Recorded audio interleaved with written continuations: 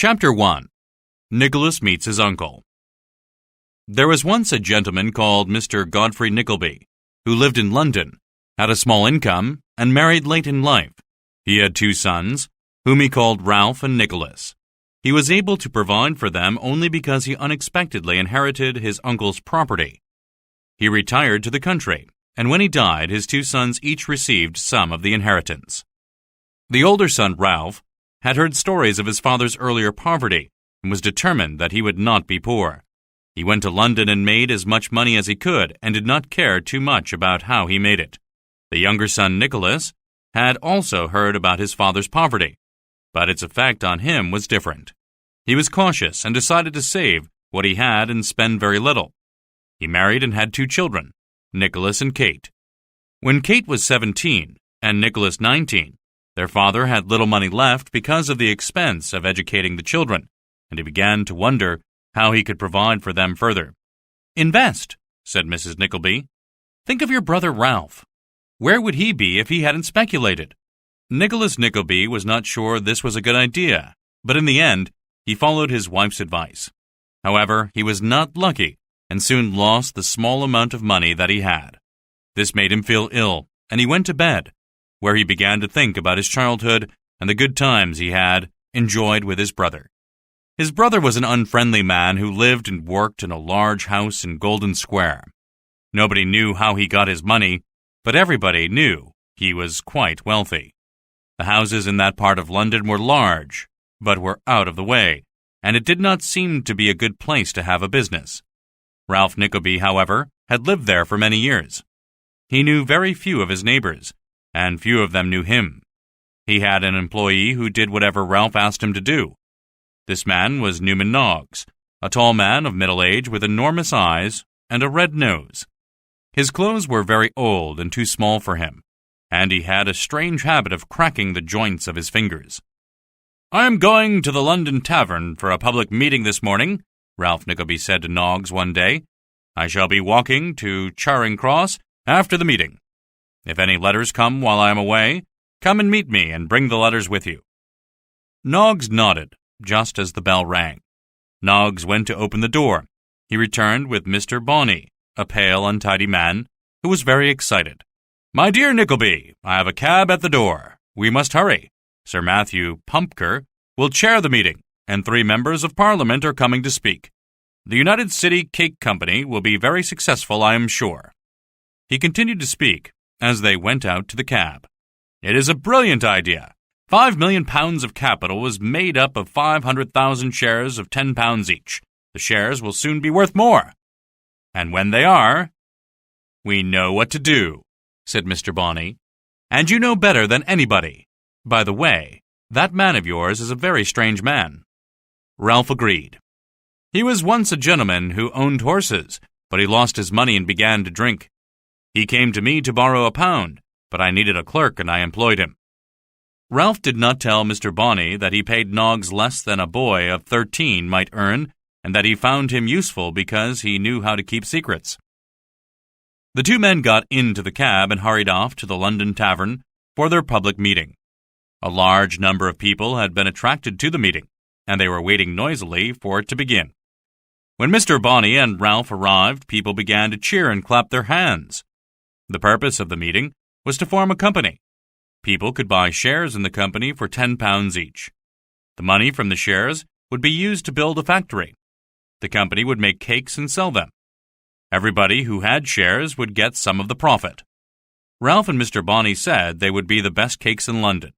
A lot of people wanted to buy shares. However, Ralph was not very honest.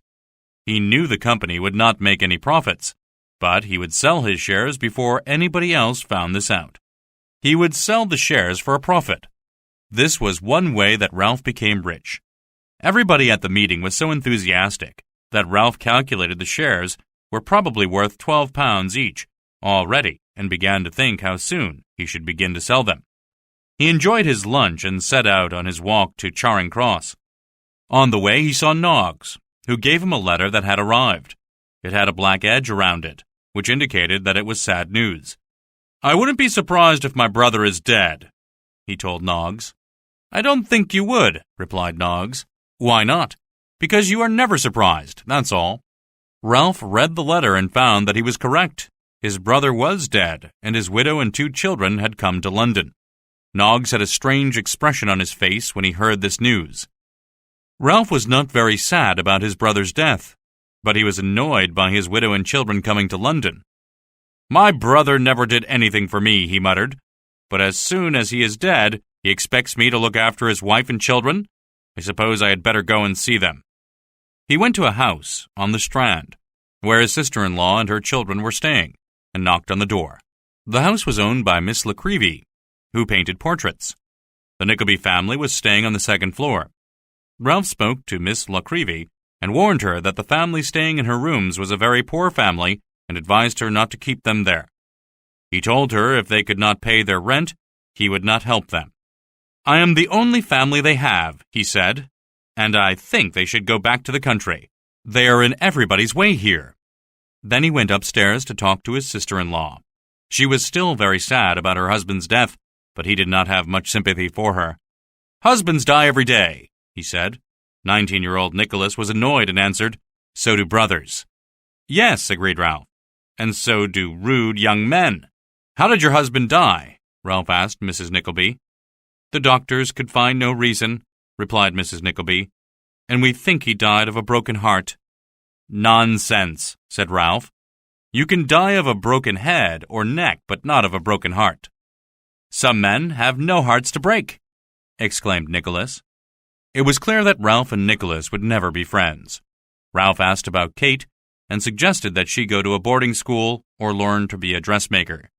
He complained about his brother and called him a lazy fool who had left his widow and children with no money when he died. Mrs. Nickleby forgot that she had encouraged her husband to speculate and agreed with Ralph. It certainly would be nice to have more money. Ralph showed Nicholas an advertisement in the newspaper which said that Mr. Wackford Squeers had a school called Dotheboys Hall in Yorkshire, where boys could be sent for £20 per year. The boys would receive education, food, and a place to sleep. He also required an assistant who would be paid £5 per year.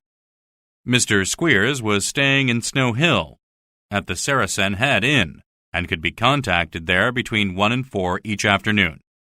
"If you take this position," said Ralph, "I will look after your mother and sister. I know that you will get the position if you want it." "It is so far away," cried Kate, "and the salary is very low." "Yes, but it is a beginning," answered Ralph.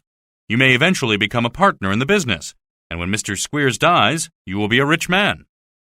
Nicholas began to think that perhaps his uncle was not as bad as he had first thought.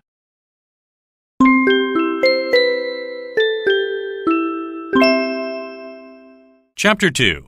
Nicholas meets Mr. Squeers.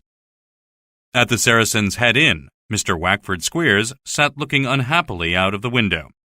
He was a short man, just over 50 years old, whose clothes were expensive but did not fit well. His most remarkable feature was that he had only one eye, and that eye was green. The other side of his face was wrinkled, and this made him look sinister. Near him was a timid little boy sitting on a small box. The little boy sneezed. "What was that?" asked Mr. Squeers. "Nothing, please, sir." "Nothing? Please, sir, I sneezed." "Then, why did you say nothing?" The little boy didn't know what to say, so he began to cry, which annoyed Mr. Squeers so much that he hit the little boy, who fell off the box and continued to cry. "Stop crying and get back on the box, or I will murder you when we get to Yorkshire," threatened Mr. Squeers. Just then, there was a knock at the door, and a waiter said there was a man outside who wanted to see Mr. Squeers. When the man, whose name was Mr. Snawley, came in, he found Mr. Squeers bending over the little boy and telling him gently not to cry because he would find new friends in Yorkshire. Mr. Snawley had 2 small boys with him and told Mr. Squeers he had married their mother, who had no money, and he thought that she might spend too much of his money looking after them. That's why he wanted to send them away to Yorkshire. Mr. Snawley and Mr. Squeers understood each other very well. As they were concluding their business, Ralph Nickleby arrived with Nicholas. Mr. Squeers did not want to take Nicholas, but Ralph reminded him of a boy who had died at Dotheboys Hall, and had some words with him in private. Mr. Squeers quickly changed his mind. You are now the first assistant teacher at Dotheboys Hall. On the recommendation of your uncle, he told Nicholas, who was very pleased at the news and shook his uncle's hand gratefully. The coach leaves at 8 o'clock tomorrow morning, continued Mr. Squeers, and you must not be late. We are taking these boys with us. Your uncle has paid your fare. You'd better go home and pack whatever you want to take with you, added Ralph. On the way home, stop at Golden Square, give these papers to my clerk, and tell him to wait for me to come home. Nicholas took the small parcel of papers and went to Golden Square, where he found Noggs and gave him the parcel. These are papers from my uncle, he told Noggs, and he wants you to wait here until he comes home. Uncle, cried Noggs. He pushed Nicholas into a chair and began to stare at his face without saying anything. He did this for several minutes, and Nicholas thought he would never stop. He got up to leave, but Noggs suddenly found the courage to ask him what his uncle was going to do for him. Nicholas was pleased to explain his new position, but Noggs behaved very strangely when he mentioned Dotheboys Hall, cracking his fingers and staring at nothing. He continued to do this, smiling horribly and saying nothing, and Nicholas left him in the office. Mrs. Nickleby and Kate were very sad as they helped Nicholas pack that evening, and none of the family slept well. The next morning, Nicholas woke up earlier than his mother or sister and wrote them a goodbye message. Miss Nickleby was also awake early and told him she was sad to see him leave his sister behind.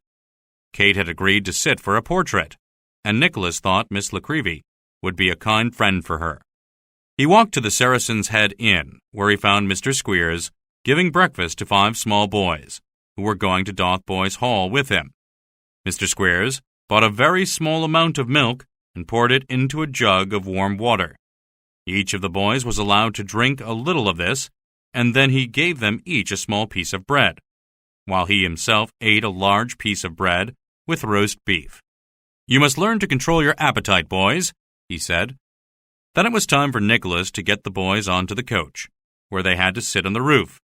His mother and sister arrived to say goodbye, and his uncle arrived to make sure that Nicholas got on the coach.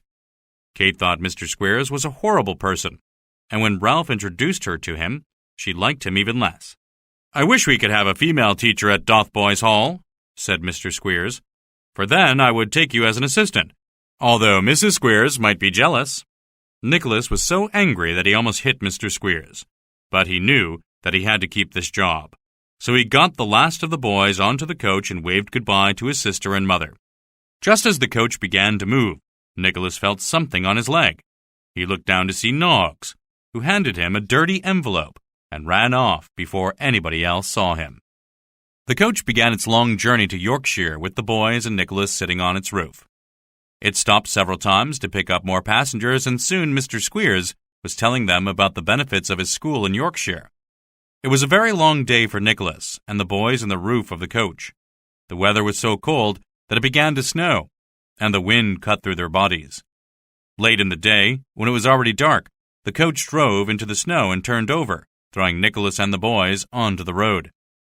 Fortunately, nobody was seriously injured in the accident. Nicholas helped the coachman release the horses, which ran back to the stables, about a mile away. Soon, people who lived nearby came to see what was making the noise, and when they saw the accident, they helped the coach passengers back to the village. Although the inn had no rooms available, they could sit together in the public room, which had a lovely warm fire. Mr. Squeers, of course, took the opportunity to advertise Dotheboys Hall, and made Nicholas give cards to everybody. Then, to pass the time as they waited for another coach, some of the passengers told stories about faraway places and people.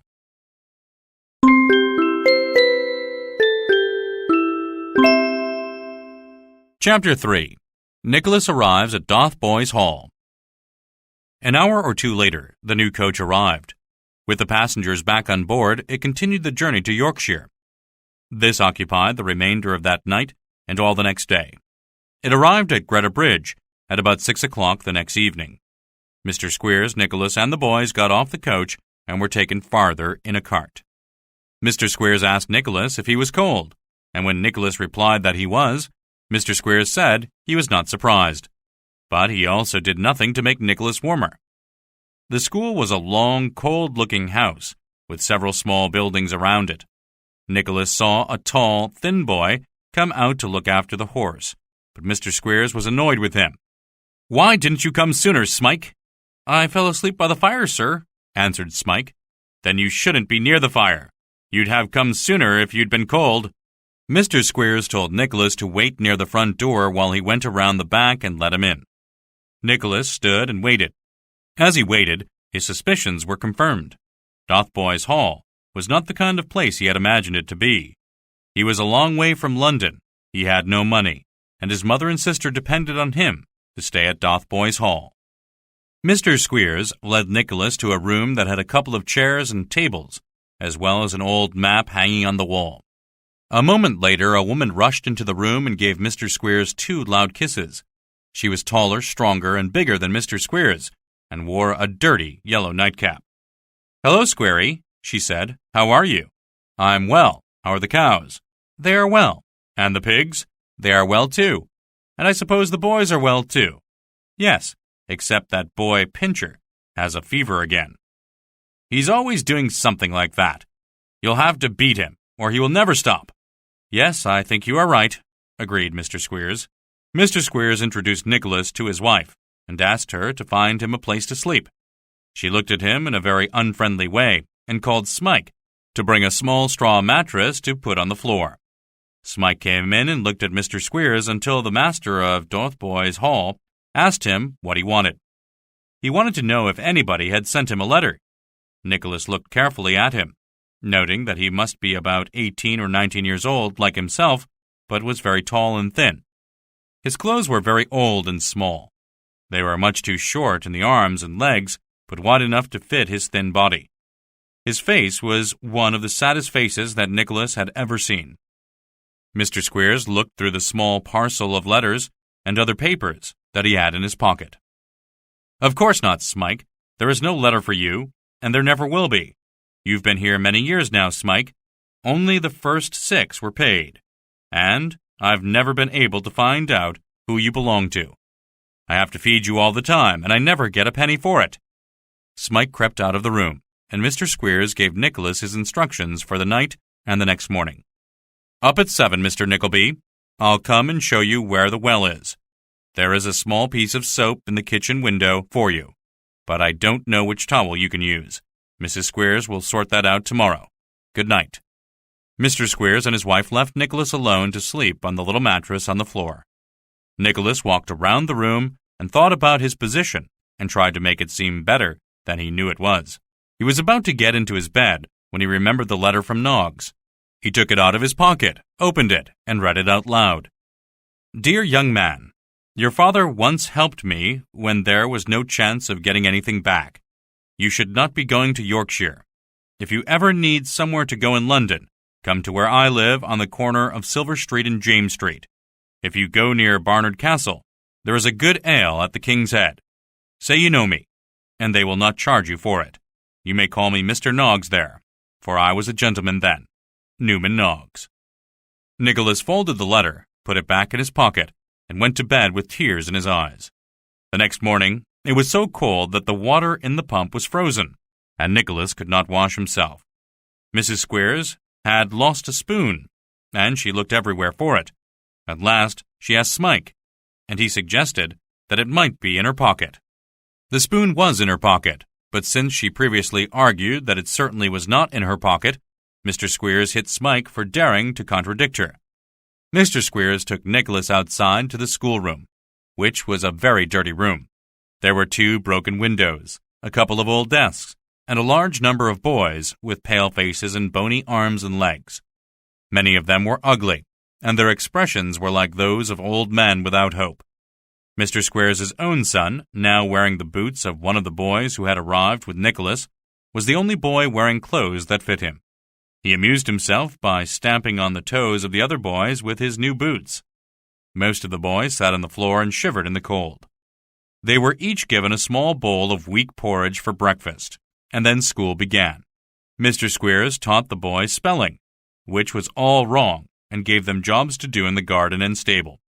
After a few hours, the boys were given some hard salt beef to eat, and then had to sit on the floor and shiver again.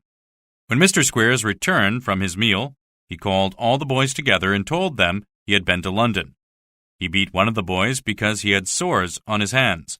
He told another boy that his grandmother was dead and that his sister had sent him some money, which was just enough to pay for one of the broken windows, so he gave the money to Mrs. Squeers. He told another boy to look cheerful and beat him when he remained sad. That night, Nicholas thought about his situation.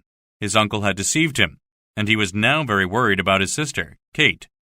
As he sat by the small stove near his desk, Smike came close to him, and Nicholas saw that he was shivering.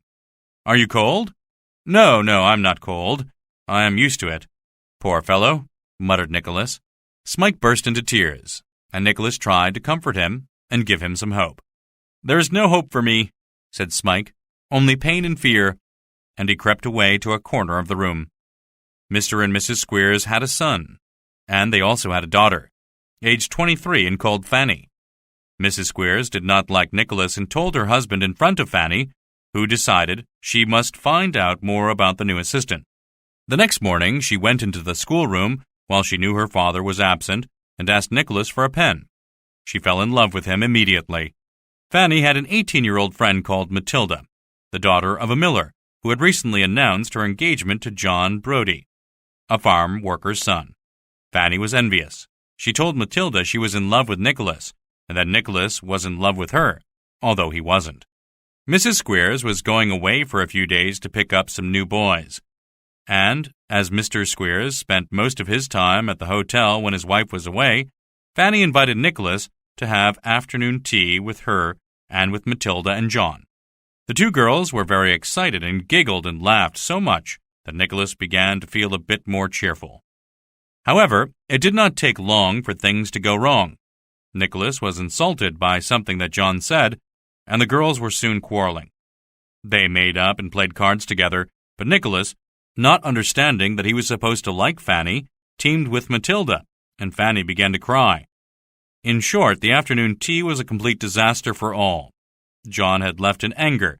The girls had fought again and called each other insulting names. On his way to bed, Nicholas thought to himself, "If I had sat quiet and still, none of this would have happened." He went to bed confused.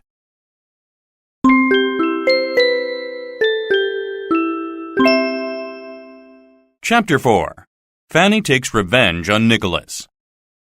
2 days after Nicholas had left London for Dotheboys Hall, Kate kept her promise to Miss Nickleby and sat for a portrait. They chatted about Ralph, and Kate said that she did not want any money from him because she did not want to feel that she owed him anything.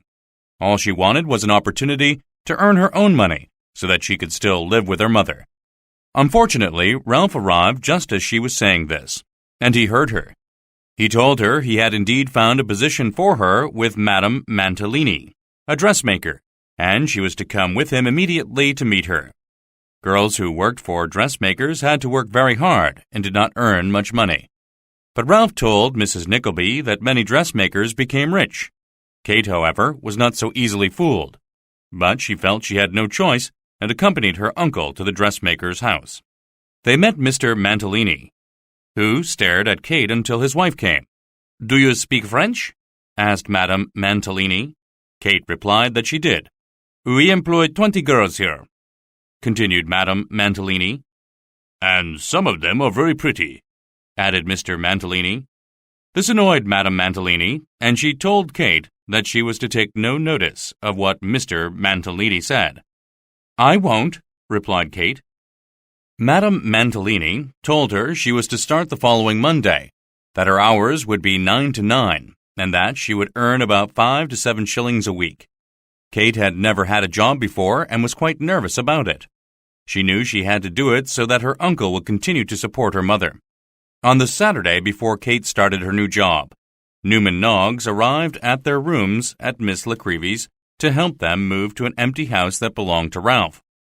"Didn't I see you in the coach-yard the morning my brother left for Yorkshire?" asked Kate, who was certain that she recognized him. "No, I haven't been out for 3 weeks," lied Newman Noggs. He helped them get their luggage into a coach, and they drove slowly through the busy streets of London to a large, old house on Thames Street. The house did not have many windows, and the river flowed behind it. "This house makes you depressed and cold," Kate said. "It feels as if some terrible crime has been committed here." Newman led them upstairs to a couple of rooms that had been cleaned and had some old pieces of furniture in them. He had done his best to make these rooms comfortable, but they were still cold and dark, and he left the two ladies there, bowing to them more like a gentleman than a miserable clerk he was. When Mr. Squeers came home the evening after Fanny's disastrous afternoon tea, he had been drinking, and did not notice the annoyed expression on Fanny's face. He was so drunk that he went to bed with his shoes on. Fanny's maid helped her to get ready for bed and tried to make her more cheerful by complimenting her and saying bad things about Matilda. This made Fanny feel a lot better, and when Matilda came to visit her the next morning, she was quite happy to see her. Matilda had some news, however. "After we left your house yesterday," she said, "John and I had a terrible fight. We decided we would never see each other again." This made Fanny smile for a moment, but Matilda did not see it and continued her story. "Then we made up, and this morning we decided we will be married in 3 weeks, so you had better get your dress ready." Fanny was annoyed that her young friend was marrying before her, but happy that at least she was not interested in Nicholas. She was so confused that she burst into tears, and it wasn't long before the two girls were fighting again, and Matilda began to cry, too.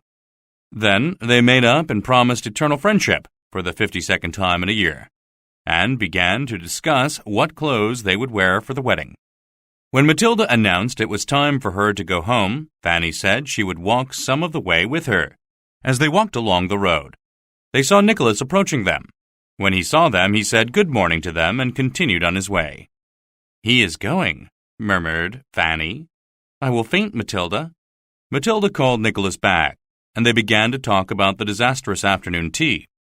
When Nicholas realized that Fanny thought he loved her, he quickly told her that was not true, and it would never be true. He said that his one wish in life was to escape from Dotheboys Hall and never see it again. Having told her how he felt, he went on his way. It is difficult to imagine how furious Fanny was. She had been refused by a teacher, who had been found by advertising in the public newspaper, and who worked for just £5 a year. She hated him with a passion, and decided that she would make his life at Dotheboys Hall even more miserable than it already was. She soon found a way to punish Nicholas. The poor young man, Smike, to whom Nicholas had spoken kindly, had become devoted to Nicholas. He followed him wherever he went and tried to do everything for him. When the Squeers family noticed this, they began to beat poor Smike every time they saw him. This only made Smike try to please Nicholas even more, and one evening, Nicholas found him crying in a corner of the room, trying to learn something from a book. Nicholas again spoke to him and told him not to try so hard. "But they are worse to me than ever," cried poor Smike. "Yes, I know," replied Nicholas, "but it will be better for you when I am gone." "Gone?" exclaimed Smike. "I must leave," replied Nicholas. "The world is before me." "Is the world as bad as this?" asked Smike, who had never known any other life than the one he lived at Dotheboys Hall. "No, it is not," answered Nicholas, "and one day we shall perhaps meet each other there." Smike was overcome with hope, and held Nicholas's hand tightly. At that moment, however, Mr. Squeers came into the room, and Smike retreated into his corner.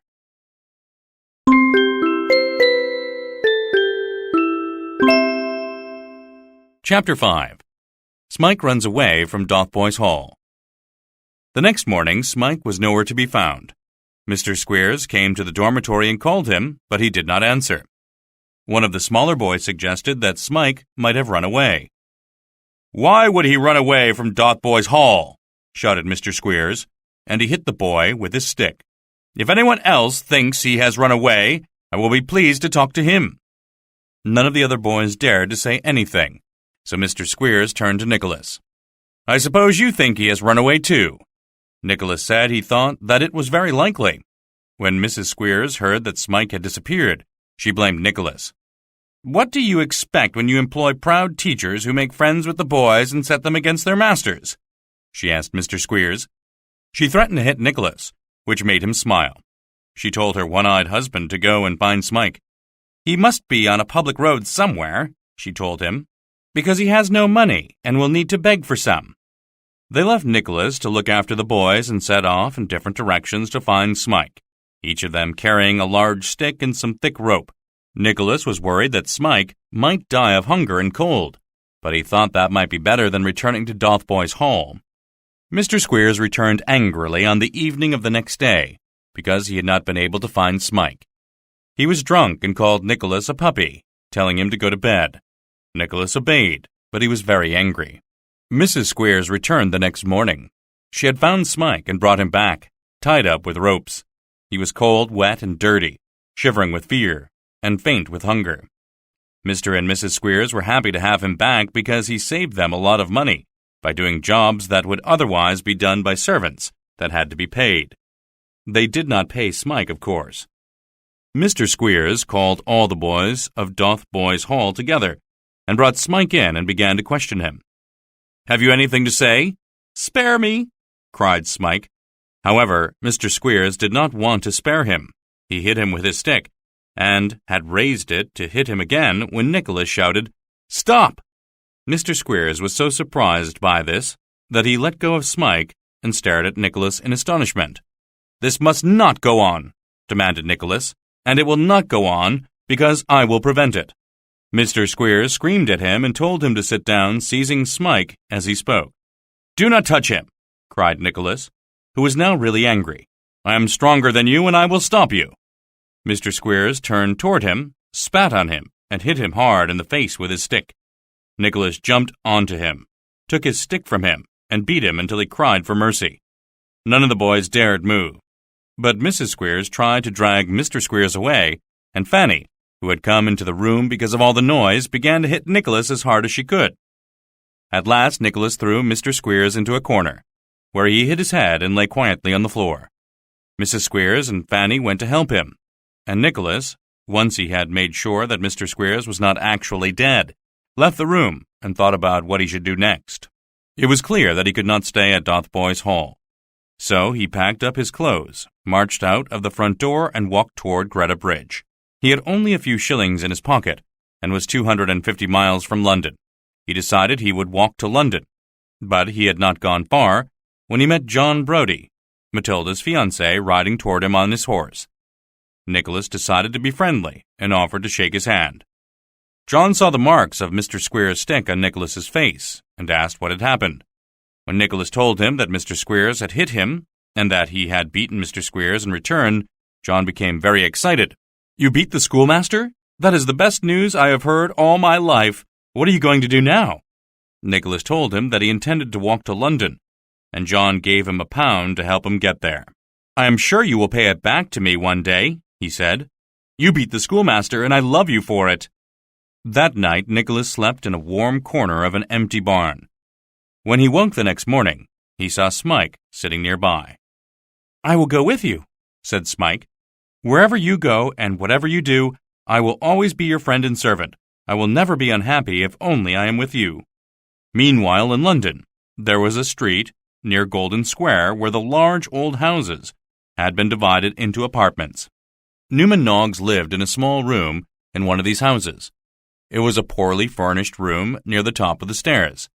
His neighbor, Mr. Crowell, was just as poor as Noggs, but they had both been invited to have dinner with Mr. and Mrs. Kenwigs, who lived in the large two-room apartment on the first floor. The dinner was a celebration of Mr. and Mrs. Kenwigs' 8th wedding anniversary.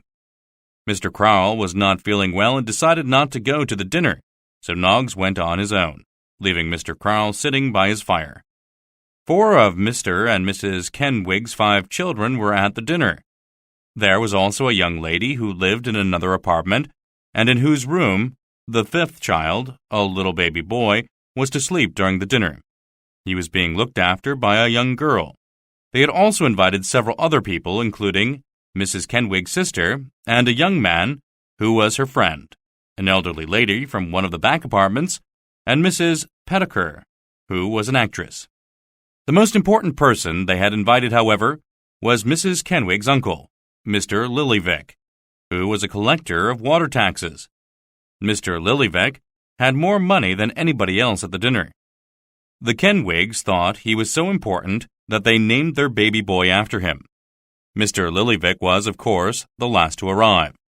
Mr. Kenwigs introduced him to the other guests, and everybody sat down to eat. After the meal, Mr. Lillyvick, being the most important guest, congratulated Mr. and Mrs. Kenwigs on their anniversary and told everybody that Mr. Kenwigs had proved himself a worthy member of the family. Then Mrs. Kenwigs told the oldest of her 4 young daughters to kiss Mr. Lillyvick, and eventually all 4 of them kissed him. The oldest of the daughters then performed a small dance, and Miss Pettiker performed part of the role she was acting on stage at that time.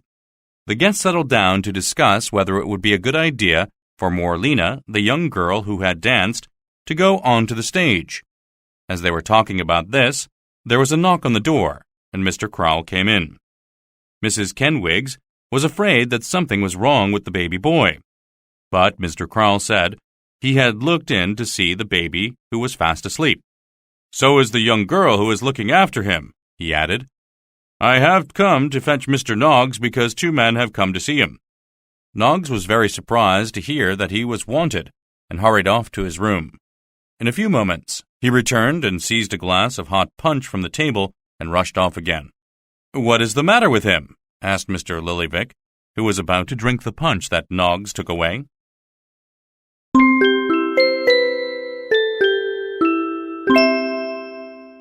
Chapter 6. Nicholas Looks for a Job. Noggs's visitor, of course, were the exhausted Nicholas and Smike, who were both very wet and dirty. He made them drink the punch and said they should stay with him that night. Nicholas still had a little money, so they bought some bread and cheese, and they sat by the fire to eat it.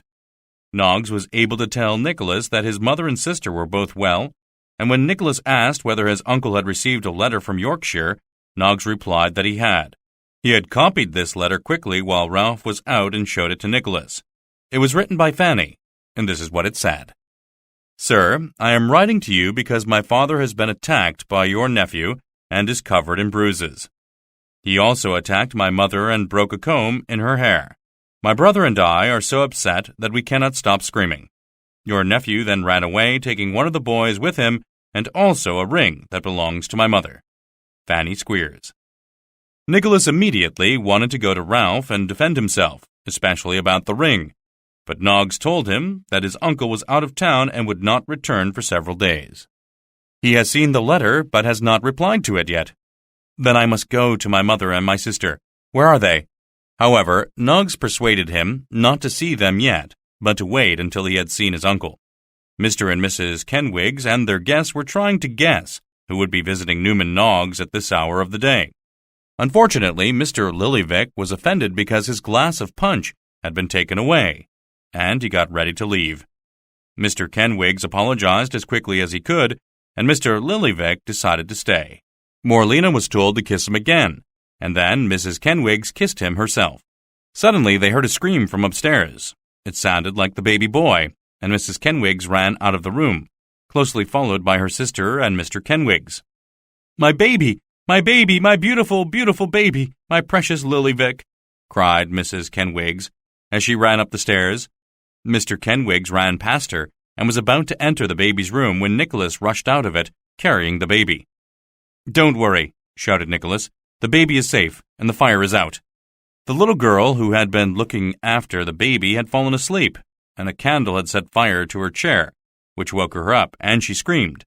Nicholas had heard it and ran down to see what it was, and had put the fire out and carried the baby away. Everybody was relieved that the baby was safe, especially because it was named after Mr. Lillyvick, and thanked Nicholas over and over again. Nicholas went to bed and was soon fast asleep, while the party continued downstairs until 2 o'clock in the morning, when the guests finally departed. The next morning, Nicholas tried to make some plans. He sold some of the clothes that he still had and got a room in the same house as Newman Noggs. Then, leaving Smike in the room, he went for a walk. He saw an employment agency and went in to ask for work as a secretary. While he waited, a young girl came in with a maid and asked about work as a governess or companion for a lady. Nicholas thought she looked sad but very beautiful. He could not stop thinking about this girl for a very long time. The employment agency sent Nicholas to see Mr. Gregsbury, who was a member of Parliament and required a secretary. He made his way to Mr. Gregsbury's office, thinking all the time about the beautiful girl he had seen, and was told to wait in a large room full of people. Nothing happened for a few minutes, and then a door opened and a voice said, "Come in, gentlemen." A group of men went in, and Nicholas was pushed in with them. The other men were there to complain about Mr. Gregsbury, who had not kept the promises he had made before he was elected. They wanted him to resign. Mr. Gregsbury listened to all the complaints and then said that he had nothing to say except that he would not resign. The men left, leaving Nicholas to apply for the job. Mr. Gregsbury told Nicholas what work was required in the job, which seemed like a lot of work to Nicholas. Then he told him what he would be paid, which seemed like very little money to Nicholas. He told Mr. Gregsbury what he thought and said he would not take the job.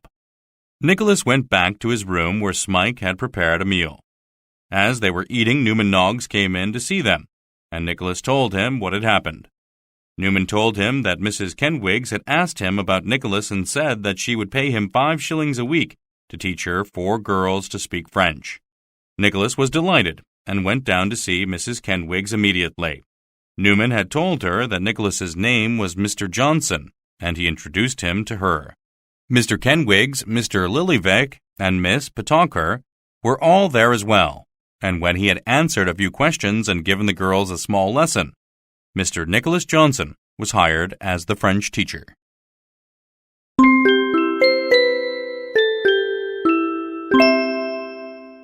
Chapter 7. Kate's New Job. Kate began work on Monday after she and her mother moved into their new rooms. It was a long and sad walk from home to Madame Mantalini's workplace. Despite this, she arrived early and was shown into a private room and told to wait for Madame Mantalini. While she waited, she could hear Madame Mantalini and her husband quarrel. She complained that he had spent too much time dancing with a pretty girl at a party the previous evening, but he would not listen. He joked with her and kissed her and asked her for some money to buy a new horse. When they discovered Kate in the next room, Madame Mantalini was annoyed with the servant for leaving her there and not telling them about it. "He's a bad man," added Mr. Mantalini, "for leaving such a pretty young girl here all by herself." Madame Mantalini was cross with him again and took Kate down some stairs to a large room where a number of young girls were busy making dresses. She called out for Miss Nagg, and a short, overdressed female came up to them. She was not as young as she thought she was. She was a weak, vain person. She always agreed with Madame Mantalini and took every opportunity to compliment her. Madame Mantalini introduced Kate to her. "I think she could begin by working in the front room with you and showing dresses to people," she told Miss Nagg. "I am sure you can tell her the hours and her duties. I will leave her with you." Kate was still wearing black clothes because she was mourning her father, and Miss Nagg remarked how uncomfortable it was to wear black. This made Kate cry, and Miss Nagg realized she had been careless. But then she began to ask questions about her father's death. "Our misfortune was very sudden," said Kate, "and I would rather not speak about it." All the girls working in the back room wanted to know more about the new girl, but Kate would not tell them any more. Miss Nagg took her to the front room to show dresses to the clients. She was not very cheerful, and some of the clients complained, asking to see another girl the next time they came. At the end of the day, she walked home to her mother, who had been thinking how wonderful it would be if Madame Mantalini took Kate into a partnership with her. The only thing to cheer Kate up was a letter from Nicholas, in which he told them that he was very happy and that Dotheboys Hall was a very good school. Kate would soon find out that Nicholas was not telling the truth. Kate did not like her new job, and she did not do it very well, which made Miss Nagg praise her to Madame Mantalini. Miss Nagg liked her new assistant because it made her look better. On the third day, an old lord came into the shop with the young lady he was going to marry. The young lady did not like Miss Nagg and asked to see a younger person, so Madame Mantalini called Kate. Miss Nagg was very disappointed and hated Kate from that moment. Soon, all the girls in the back room, who were Miss Nagg's friends, hated the newcomer too. On Saturday evening, at the end of the week, Kate left Madame Mantalini's dressmaking shop feeling very miserable. She was surprised to find her mother talking to her Uncle Ralph and was immediately worried. She was certain he was not bringing her good news. Mrs. Nickleby, however, thought it was good news and was quick to tell Kate that she was to dine with her uncle the next day. She began to plan which clothes Kate should wear. "It's a small party of business gentlemen," said Ralph, "and your mother has promised that you will be the hostess for me. Do you mind?" Kate said she would help, but her uncle would find her very awkward and embarrassed. Ralph took no notice of this and told her that he would pay for a coach to bring her to the party. Most girls like dressing up and getting ready for a party, but Kate did not enjoy preparing for her uncle's party. When she arrived at the house, she was amazed by the number of servants and the splendid furniture. A servant took her to a sitting room, and she was left there alone.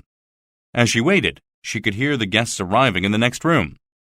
They were a very noisy group of men who used rough language, and Kate was afraid.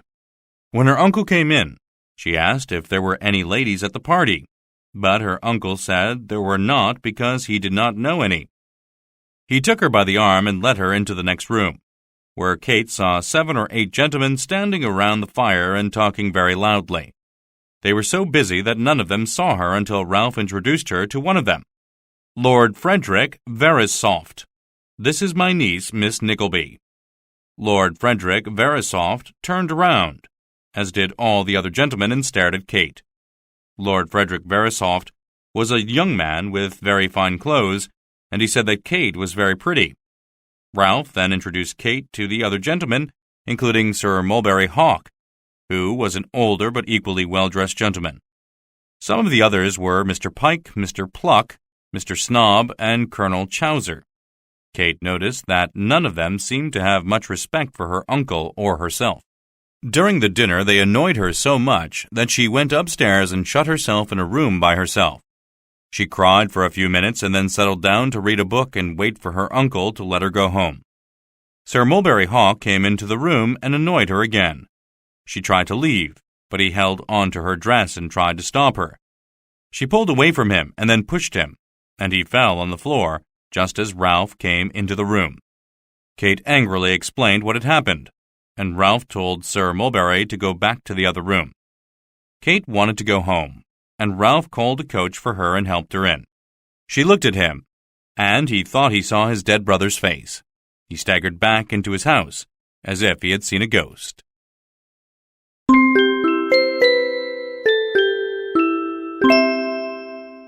Chapter 8.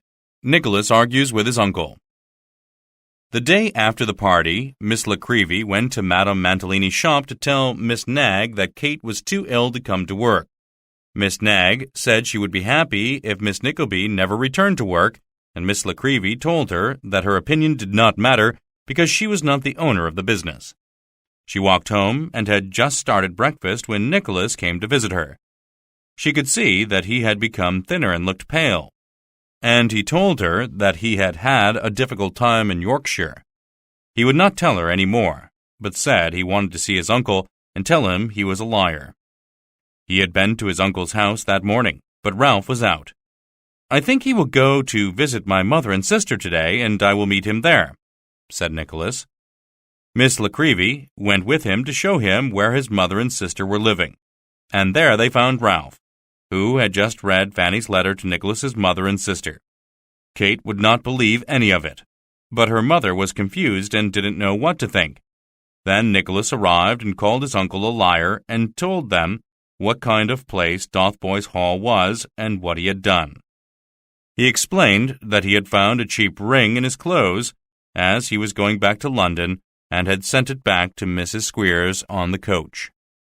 However, Ralph did not accept his explanation and said he would never help Nicholas with money or anything else. He also said that he would never go where Nicholas was or help those who helped him. "I never want to hear his name again," he cried, "and, as I will not ask you to renounce him, I will not see you again." Mrs. Nickleby began to cry, saying she could not give up her son, and that she and her daughter would be ruined. Ralph was about to leave, but Nicholas stopped him and told him he was leaving this house and would not return for a very long time. Kate begged him not to go. He told her he was not able to look after her, but that one day they would be together again, Then he returned to his Uncle Ralph. "I leave them in your care," he said, "but I will return one day, and if you have done them wrong, you will suffer for it." Nicholas kissed his sister and his mother, and he was gone. He walked through the streets of London, hardly knowing what to think. Should he go back? Should he go on? He decided he had done the right thing and went back to his room. There he found Smike, looking very unhappy. "I know you have brought trouble on yourself by bringing me away from Dotheboys Hall," said Smike, "and I know that you are not rich. You do not have enough for yourself, and you are growing thin and pale. I am a burden on you, and I must leave you. But I could not leave you without seeing you and thanking you." Nicholas held him by the shoulder. "I will never tell you to leave. You are my friend, and we will leave this place together. It's easier to be poor if you are poor together." Kate was not able to resume work for 3 days, and when she did return, Miss Nagg was still as unfriendly as before. "Some people would have stayed away forever when they knew that they were not wanted," she snapped. Madame Mantalini, however, was kinder and called Kate to help her in the front room. While she was there, Mr. Mantalini came in, and Madame Mantalini complained that he had spent too much money buying a horse. He was not worried because it was such a beautiful horse. He laughed at her and said he would borrow some more money from Mr. Nickleby. When he noticed that Kate was in the room, he began to whisper to his wife, and they went upstairs together. As Kate continued to work, 2 rough men came into the room and asked for Mr. Mantalini. While they waited for him, they began to examine the items in the room and commented about the quality of the furniture. Madame Mantalini came down, and they told her that unless Mr. Mantalini paid his debts immediately, they would begin to value everything in the shop and put it up for sale. Poor Madame Mantalini called for her husband, and the 2 men began to make a list of things that were in the room. When Mr. Mantalini arrived, they told him that he had to pay £1,500. He could not pay it, so the men said they would stay in the shop until the money was paid, to make sure that nobody took anything that could be sold. All the young ladies working in the back room were told to go home. Several days later, Kate received a letter telling her that the business would now be conducted by Miss Nagg and that her services were no longer required. Kate had to find other work, and her mother urged her to apply for a position as a companion for a married lady who had advertised in the newspaper. Kate agreed to try, and she and her mother went to see Mrs. Wycherley at her house. She interviewed Kate and then called her husband, who also interviewed Kate.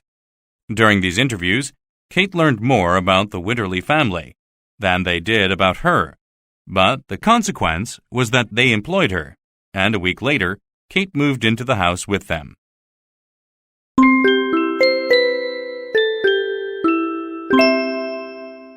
Chapter 9. Nicholas's New Job. It was very early on a cold, dry morning in spring. Nicholas stood on the street outside his mother's window and thought of her sleeping there.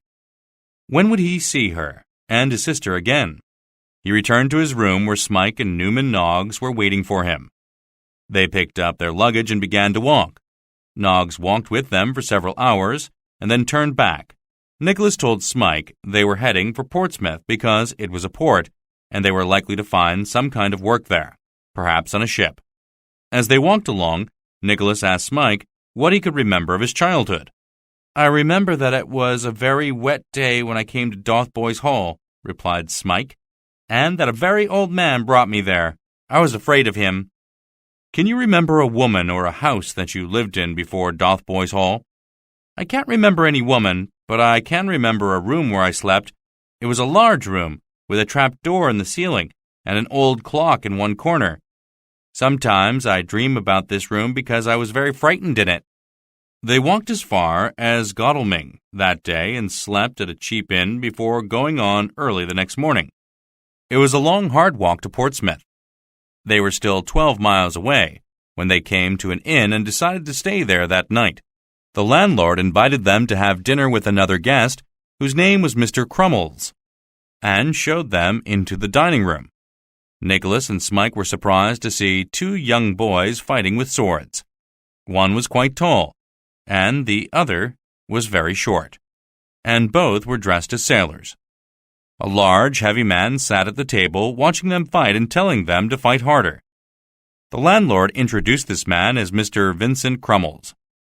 When the boys had finished the fight, Mr. Crummles told Nicholas he was the manager of a theatrical company, and the two boys were his sons rehearsing for a play to be held in Portsmouth the day after next. After dinner, the two boys and Smike went to bed, and Nicholas sat up by the fire with Mr. Crummles. Mr. Crummles asked why he was going to Portsmouth, and Nicholas told him he was hoping to find work there, perhaps on a ship. However, Mr. Crummles suggested that he might do better by joining his company and going onto the stage. "You can be useful in 100 ways," he said, "because I can see that you are educated and your friend will act the part of a servant man very well. You can write some plays for us, and you and your friend will probably make more than £1 a week, and if we have good audiences, up to £2 a week." Nicholas thought this would be better than working on a ship, and agreed to join the company. Mr. Crummles had an old pony and a 4-wheeled carriage, and the next morning he set out for Portsmouth with his two sons and Nicholas and Smike. This was much easier than walking, and Nicholas enjoyed the stories that Mr. Crummles told about the theatrical business. When they arrived at the theater in Portsmouth, Mr. Crummles introduced them to his wife, who was a very theatrical person. She dressed, spoke, and moved as if she were in a tragedy on the stage. Nicholas had decided to keep the name that Newman Noggs had given him, so he was known as Mr. Johnson. Suddenly, a girl in dirty, white clothes rushed onto the stage and began to dance. A man in a pair of brown slippers ran in after her, making terrible noises with his teeth, and waving his walking stick at her.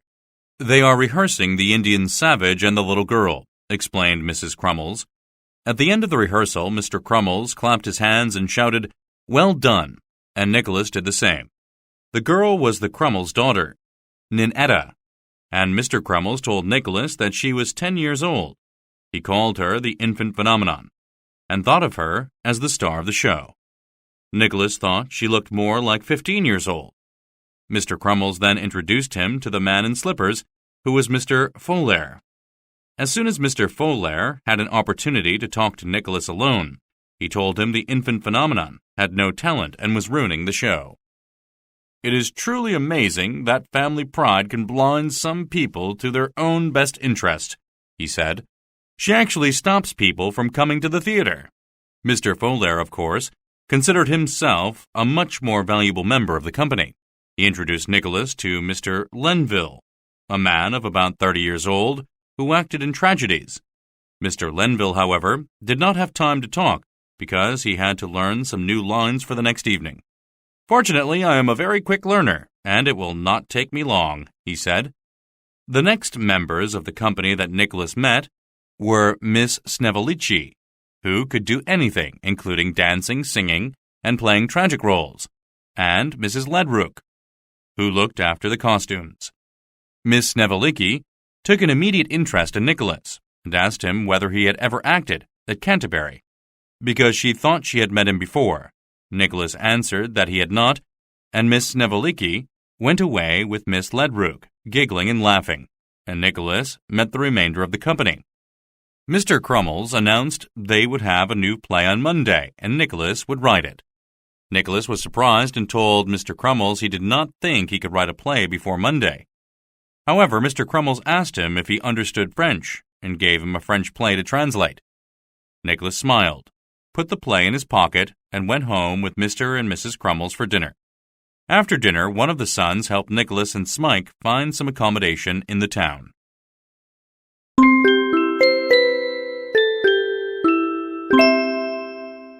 Chapter 10. Nicholas and Smike go on stage. The next morning, Nicholas was visited by Mr. Folair and Mr. Lenville. They wanted to know what roles they would have in Nicholas's new play. Mr. Folair wanted a dance in his role and told Nicholas how to include it. Nicholas gave them breakfast and worked on the translation all day. In the evening, he went to the theater and was surprised to see how the actors all looked so different when they were in their costumes and rehearsing for their parts. When the actors were ready and the audience was seated in the theater, the play began. It was a very strange story, but it gave all the actors an opportunity to display their talents. Mr. Crummles asked Nicholas what he thought of the performance, and Nicholas told him that it was very enjoyable. He thought Mrs. Snevellicci, in particular, had acted very well. "I think we will use your new play on Monday, Mr. Johnson. We will call it A Benefit for Miss Snevellicci," continued Mr. Crummles. Then he asked Nicholas if he would go with Miss Snevellicci to visit some of the important people in the town and encourage them to come. Nicholas was not very happy to do this, but eventually agreed. He arranged to meet Miss Snevellicci at her room the next day and arrived there at the agreed time. While he waited for Miss Snevellicci to have breakfast and get dressed, he noticed an open scrapbook on a table.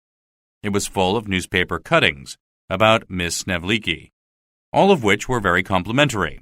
When she found him reading the scrapbook, she pretended to be annoyed and blamed her friend, Miss Ledrook, for leaving it on the table. Nicholas, however, could see that she was actually quite pleased. Miss Crummles, the infant phenomenon, joined them, and they went to visit Mr. and Mrs. Curdle. Mr. and Mrs. Curdle thought that drama was at a low point, but they reluctantly agreed to put their names to the benefit performance. They paid Miss Snevellicci some money for good seats. Nicholas, Miss Snevellicci, and the infant phenomenon, Ninetta, next visited Mr. and Mrs. Borum, whose children treated the phenomenon badly, but who also wrote their names down for the benefit and bought a box. They visited some other families, and Nicholas found this work very tiring. That evening, Nicholas finished writing the play and then began to study his own part in it.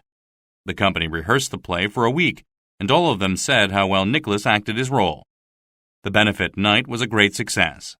The audience enjoyed the play, as well as the new actor, and cheered and clapped to show their appreciation. The new play was such a hit that the theater played it every evening. At the end of the first week, Nicholas received 30 shillings from Mr. Crummles, and was becoming quite famous in the town. Then Mr. Crummles told Nicholas that a young lady actor from London was coming to Portsmouth. She had agreed to act in a play with the company. This young lady turned out to be Miss Petowker, the actress whom Nicholas had met at the Kenwigs' dinner. He was quite nervous about meeting her again.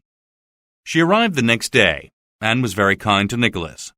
She whispered to him that she had not mentioned the Kenwigs family to anybody. She had said that she met him at a party of wealthy people. Nicholas was surprised, but she told him that he now owed her a favor. Nicholas played a small role with her that evening and noticed that one of the audience members was very enthusiastic in his applause for Miss Petowker. After the play, he was sitting down with Smike to eat some supper when a gentleman came to see him. He was surprised to see that it was Mr. Lillyvick, Mrs. Kenwig's rich uncle. He recognized him as the enthusiastic member of the audience that evening. Mr. Lillyvick explained he was going to marry Miss Petowker, but he did not want the Kenwigs family to know about it. "Mr. and Mrs. Kenwigs are waiting for me to die," explained Mr. Lillyvick, "so that their children will have the inheritance. When I am married, they will not receive the inheritance, so they would try to stop the wedding. We thought it best not to tell them about it until afterward. Please do not tell them." Nicholas realized this was the favor Miss Petowker wanted from him and quickly agreed to remain silent. Miss Petowker had known the Crummles family for many years and was also a friend of Miss Snevellicci and Miss Ledrook. She was staying with them while she was in Portsmouth. The wedding took place several days later, with all the actors of the company dressed in their finest clothes. They walked and talked as if they were on the stage. Mr. Crummles acted the part of the father of the bride, and Miss Snevellicci and Miss Ledrook were the bridesmaids. After the wedding, the whole company sat down to have a meal together, which everybody enjoyed very much.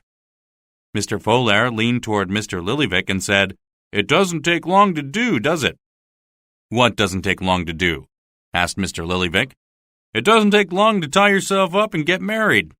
"No, it doesn't." "It doesn't take long for a man to hang himself either," continued Mr. Folair, trying to make a joke. Mr. Lillyvick put down his knife and fork and looked at the people around the table. "To hang himself?" repeated Mr. Lillyvick. Everybody stopped talking, and Mr. Folair tried to explain his joke, but eventually had to apologize to the very annoyed Mr. Lillyvick.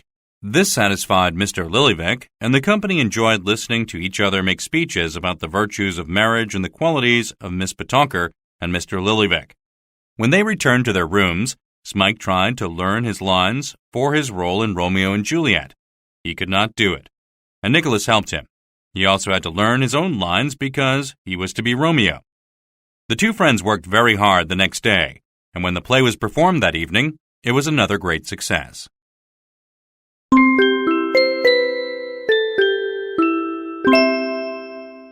Chapter 11. Sir Mulberry Hawk Goes Hunting. It was 3 o'clock in the afternoon, and Lord Frederick Verisopht and his friend Sir Mulberry Hawk were waking up. They were lying on 2 couches in a room where a party had been held the previous night. The party had made a terrible mess in the room, but the 2 gentlemen did not care. Lord Verisopht was thinking about Kate Nickleby, and asked Sir Mulberry why he had not found out where she lived yet. Sir Mulberry had tried to find out, not only for his rich friend but also for himself. He was still very angry with her for rejecting him on the evening of the dinner party at Ralph Nickleby's house, and wanted to punish her. He could not find her, and he knew that Ralph would not tell him. However, he thought Ralph might tell Lord Verisopht where she was. He knew that Ralph wanted Lord Verisopht to be attracted to Kate, so that he could do more business with him and take more money from him. "Why don't you ask Ralph yourself?" he asked Lord Verisopht. "Let him know that you won't do any more business with him unless he tells you." Lord Frederick Verisopht thought this was an excellent idea and immediately took Sir Mulberry with him to see Ralph. When they arrived there, they first talked about some business matters, and then Lord Verisopht asked for a private word with Ralph. Sir Mulberry left the room, and Lord Verisopht asked about Kate. Ralph pretended to be reluctant to tell him. "All I want is to see her again," said Lord Verisopht.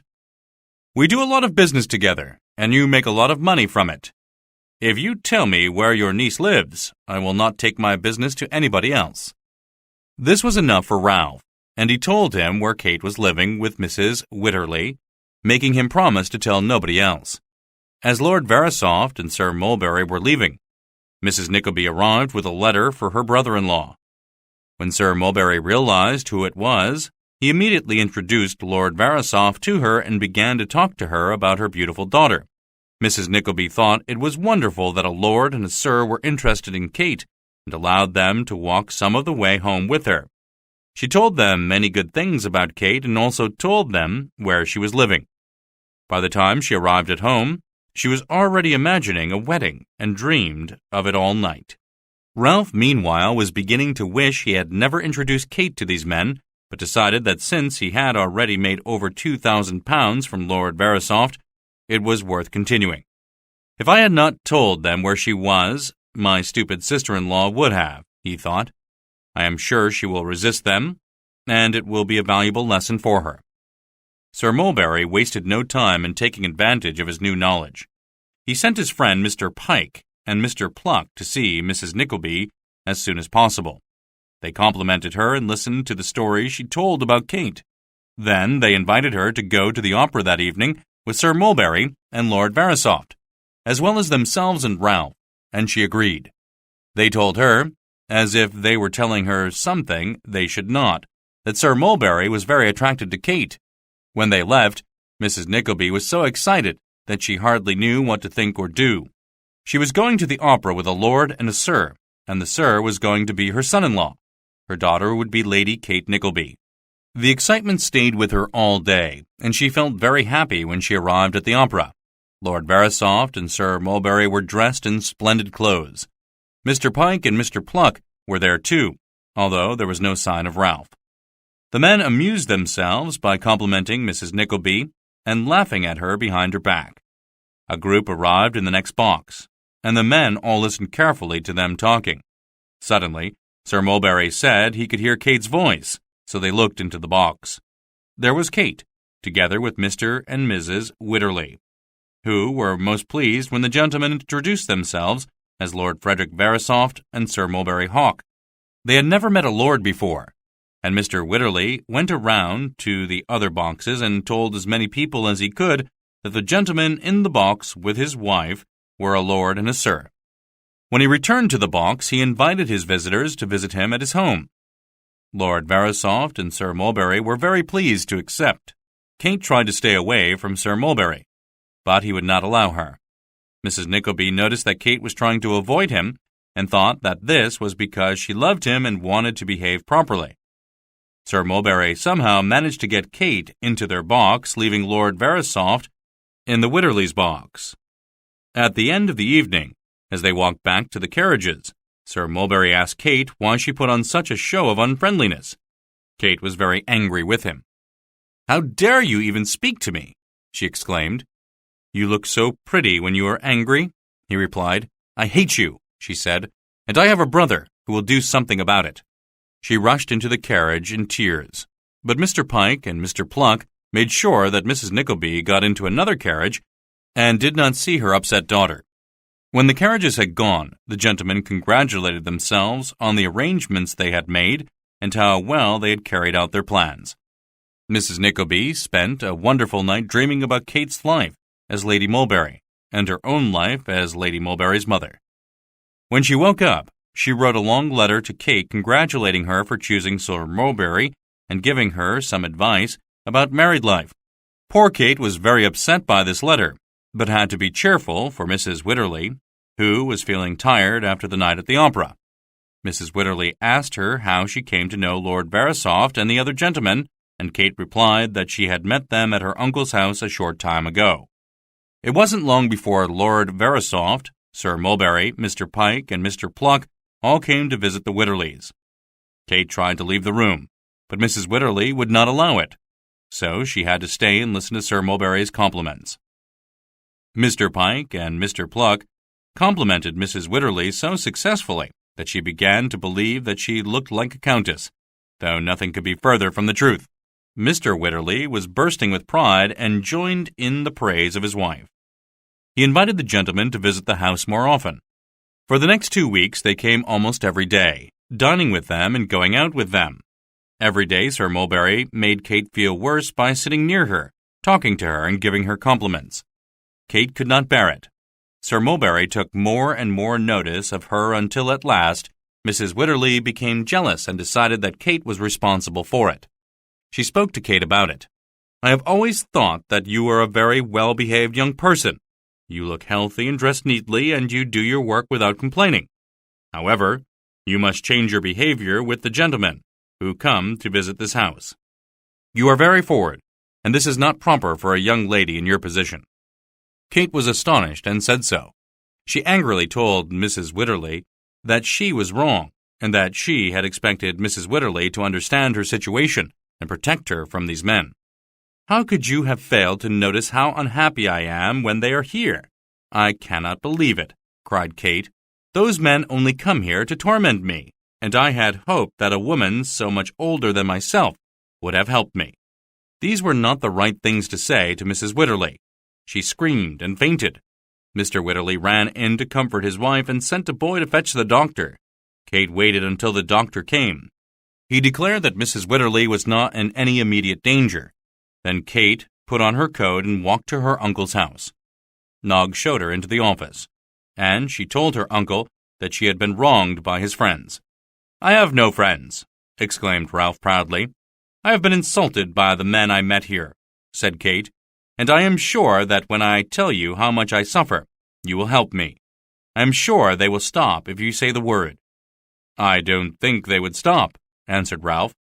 "And even if they would, I will say nothing to them. They are my business partners, and I cannot afford to offend them. They will soon get tired of insulting you and find something else to amuse them. That's life, and you had better get used to it." Kate was furious.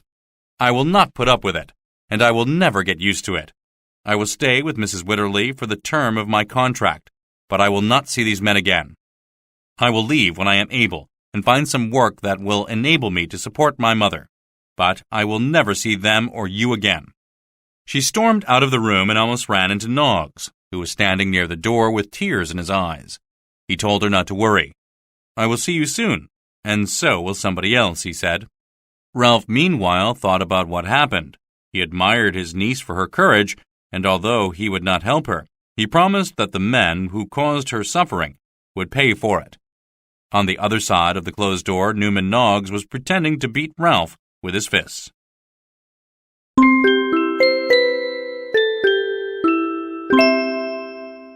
Chapter 12. Nicholas leaves the theater company.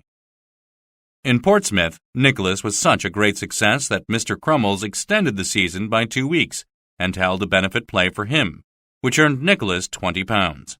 He sent some money to John Brodie in Yorkshire to repay his debt, and then sent £10 to Newman Noggs, asking him to pass it on to his sister. He also asked Noggs to write back with some news of his mother and sister. Nicholas looked sad when he thought about his family. "Why do you look so sad?" asked Smike. "I'm thinking about my sister," replied Nicholas. This was the first time he had mentioned his sister to Smike, and Smike wanted to know all about her, and hoped that he would meet her one day. Nicholas promised he would. He also told Smike that he had an enemy, his uncle, who had done him wrong. Smike asked his name and promised to remember it. Nicholas received a reply from Noggs. He returned the £10 because he said it wasn't needed by neither Miss nor Mrs. Nickleby. He added that Nicholas might have to return to London to protect his sister. He also promised to write immediately, if necessary.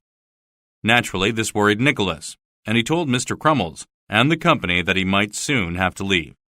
Mr. Crummles offered him an increase in his earnings, but Nicholas soon decided he would return to London whether Noggs wrote another letter or not. When Mr. Crummles saw that Nicholas would not change his mind, he organized 3 final night appearances. The members of the company, except Mr. Lenville, were unhappy to hear Nicholas was leaving. Miss Snevellicci and Miss Ledrook invited him to have dinner with them and to meet Miss Snevellicci's mother, who had come to Portsmouth especially to see Nicholas in a play. He went along with them and soon found that Miss Snevellicci's father was there together with Mr. and Mrs. Lillyvick, and some of the other members of the company. Mrs. Snevellicci was a small woman, but her husband was a large man. Both of them were actors, although Mrs. Snevellicci was now almost too old to dance properly. Mr. Snevellicci could do a little bit of everything, but not much of anything, and thought of himself as an important man of the theater. Nicholas talked to Mr. Lillyvick and discovered that he was very happy in his married life and thought his wife was the most wonderful woman in the world. After dinner, Mr. Snevellicci gave a farewell speech for Nicholas, which made Miss Snevellicci cry and leave the room. Mr. Snevellicci had drunk too much wine, as usual, and he soon quarreled with his wife. However, after another glass of wine, he was very cheerful, and said that he loved all women. "Not every one of them," suggested Mr. Lillyvick. "Yes, every one of them," repeated Mr. Snevellicci. "That would include the married women," replied Mr. Lillyvick. "I love them too, sir," said Mr. Snevellicci, "and they love me." Mr. Lillyvick looked at the people around the table, but Mr. Snevellicci took no notice and winked at Mrs. Lillyvick. Mr. Lillyvick was astonished. He stood up and walked to where Mr. Snevellicci was sitting and fell onto him. Mr. Snevellicci fell under the table. Mr. Lillyvick fell under it with him, and the lady screamed. Nicholas and Smike dragged the men out and put them back in their chairs. Mr. Lillyvick pointed at his wife. "Here is the most wonderful woman in the world, and she has been insulted and offended."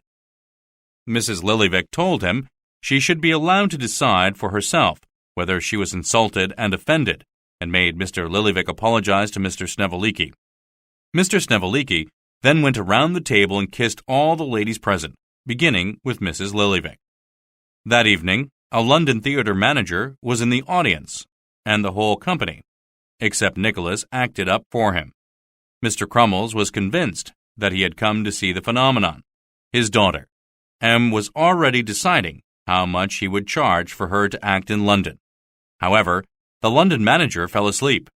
When he woke up, he left the audience before the play was finished. The very next morning, Nicholas received the note he had feared. "Come to London immediately. Be here today if possible. Noggs." Nicholas told Mr. Crummles that he had to leave, and he and Smike quickly took their belongings to the coach-yard. They arrived in time to get on a coach headed for London, and they waved goodbye to the company members who had come to see them off.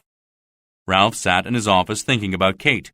He almost liked her, though he was not sorry for what he had done to her and would do it again if necessary. Then he saw Noggs staring at him through the window. He called him in and gave him a parcel to deliver in the city. Noggs behaved rudely to him, but took the parcel and went into the city. When he had delivered the parcel, he went to Miss Nickleby house and asked about Kate. However, Miss Nickleby had been visiting her brother and his family in the country and had not seen Kate for a while. She told Noggs all about her visit to her brother, whom she had not seen for 15 years. She said something about Ralph, and suddenly Noggs exclaimed, "I wish I could beat him up or kill him. I would have done it yesterday, but I am afraid that I will make a bad thing worse. I will do it one day, I promise." Miss Nickleby was so surprised at this outburst that she almost fainted. Noggs jumped up from his chair and pretended to beat Ralph with his fists. At last, he sat down again and told Miss Nickleby what had happened. Then it was Miss Nickleby's turn to be angry. "She will leave Mrs. Witterly's house after tonight," said Noggs, "because her brother will be here today, and he will take her away." Miss Nickleby was worried about what Nicholas might do if Noggs told him the whole story when he arrived. She persuaded him not to tell Nicholas anything until the next day, when he might be calmer. They decided they would both be away when Nicholas arrived so that he could not ask them questions and find out what had happened. Miss Nickleby would take Mrs. Nickleby to the theater so that Nicholas would not be able to speak to her either.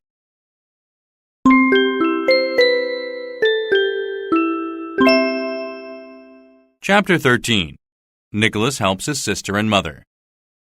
"London at last," cried Nicholas, waking Smike from his sleep. They had arrived at an inn, and Nicholas hired 2 rooms before setting out for Noggs's room. Noggs was not there. His neighbor Crowle came in and told Nicholas that Noggs had some business to do and would not return before midnight, but that Nicholas and Smike were to make themselves comfortable and wait for him. Nicholas, however, was too anxious about the note and could not be comfortable. He left Smike there and walked out. He went straight to Miss Nickleby house, but of course she was not home. Then he went to his mother's house, but she was not home either. He returned to Noggs's room, but found only Smike and Crowle there. He could not sit still, so he went out again and walked through the streets of London. He walked until he was tired. Then he came to a hotel and realized that he had not eaten or drunk much during the day. He went in and sat down. There were only 4 other men in the hotel, and they were sitting near the fire and drinking. Nicholas waited for his drink and was astonished to hear one of the 4 men near the fire say his sister's name.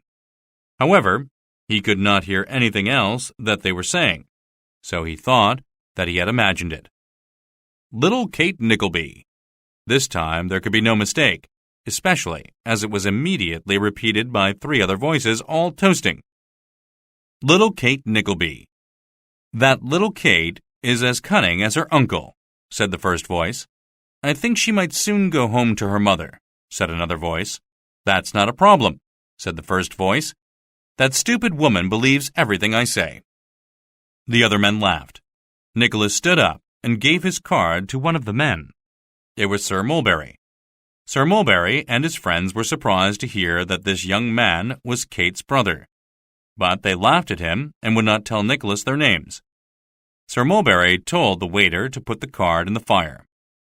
Nicholas told Sir Mulberry that he would not leave him until he had found out who he was and where he lived. Nicholas sat down to wait for Sir Mulberry to leave so that he could follow him to his house. Lord Verisopht, Pike, and Pluck left Sir Mulberry and Nicholas in the hotel, where they sat for an hour without speaking.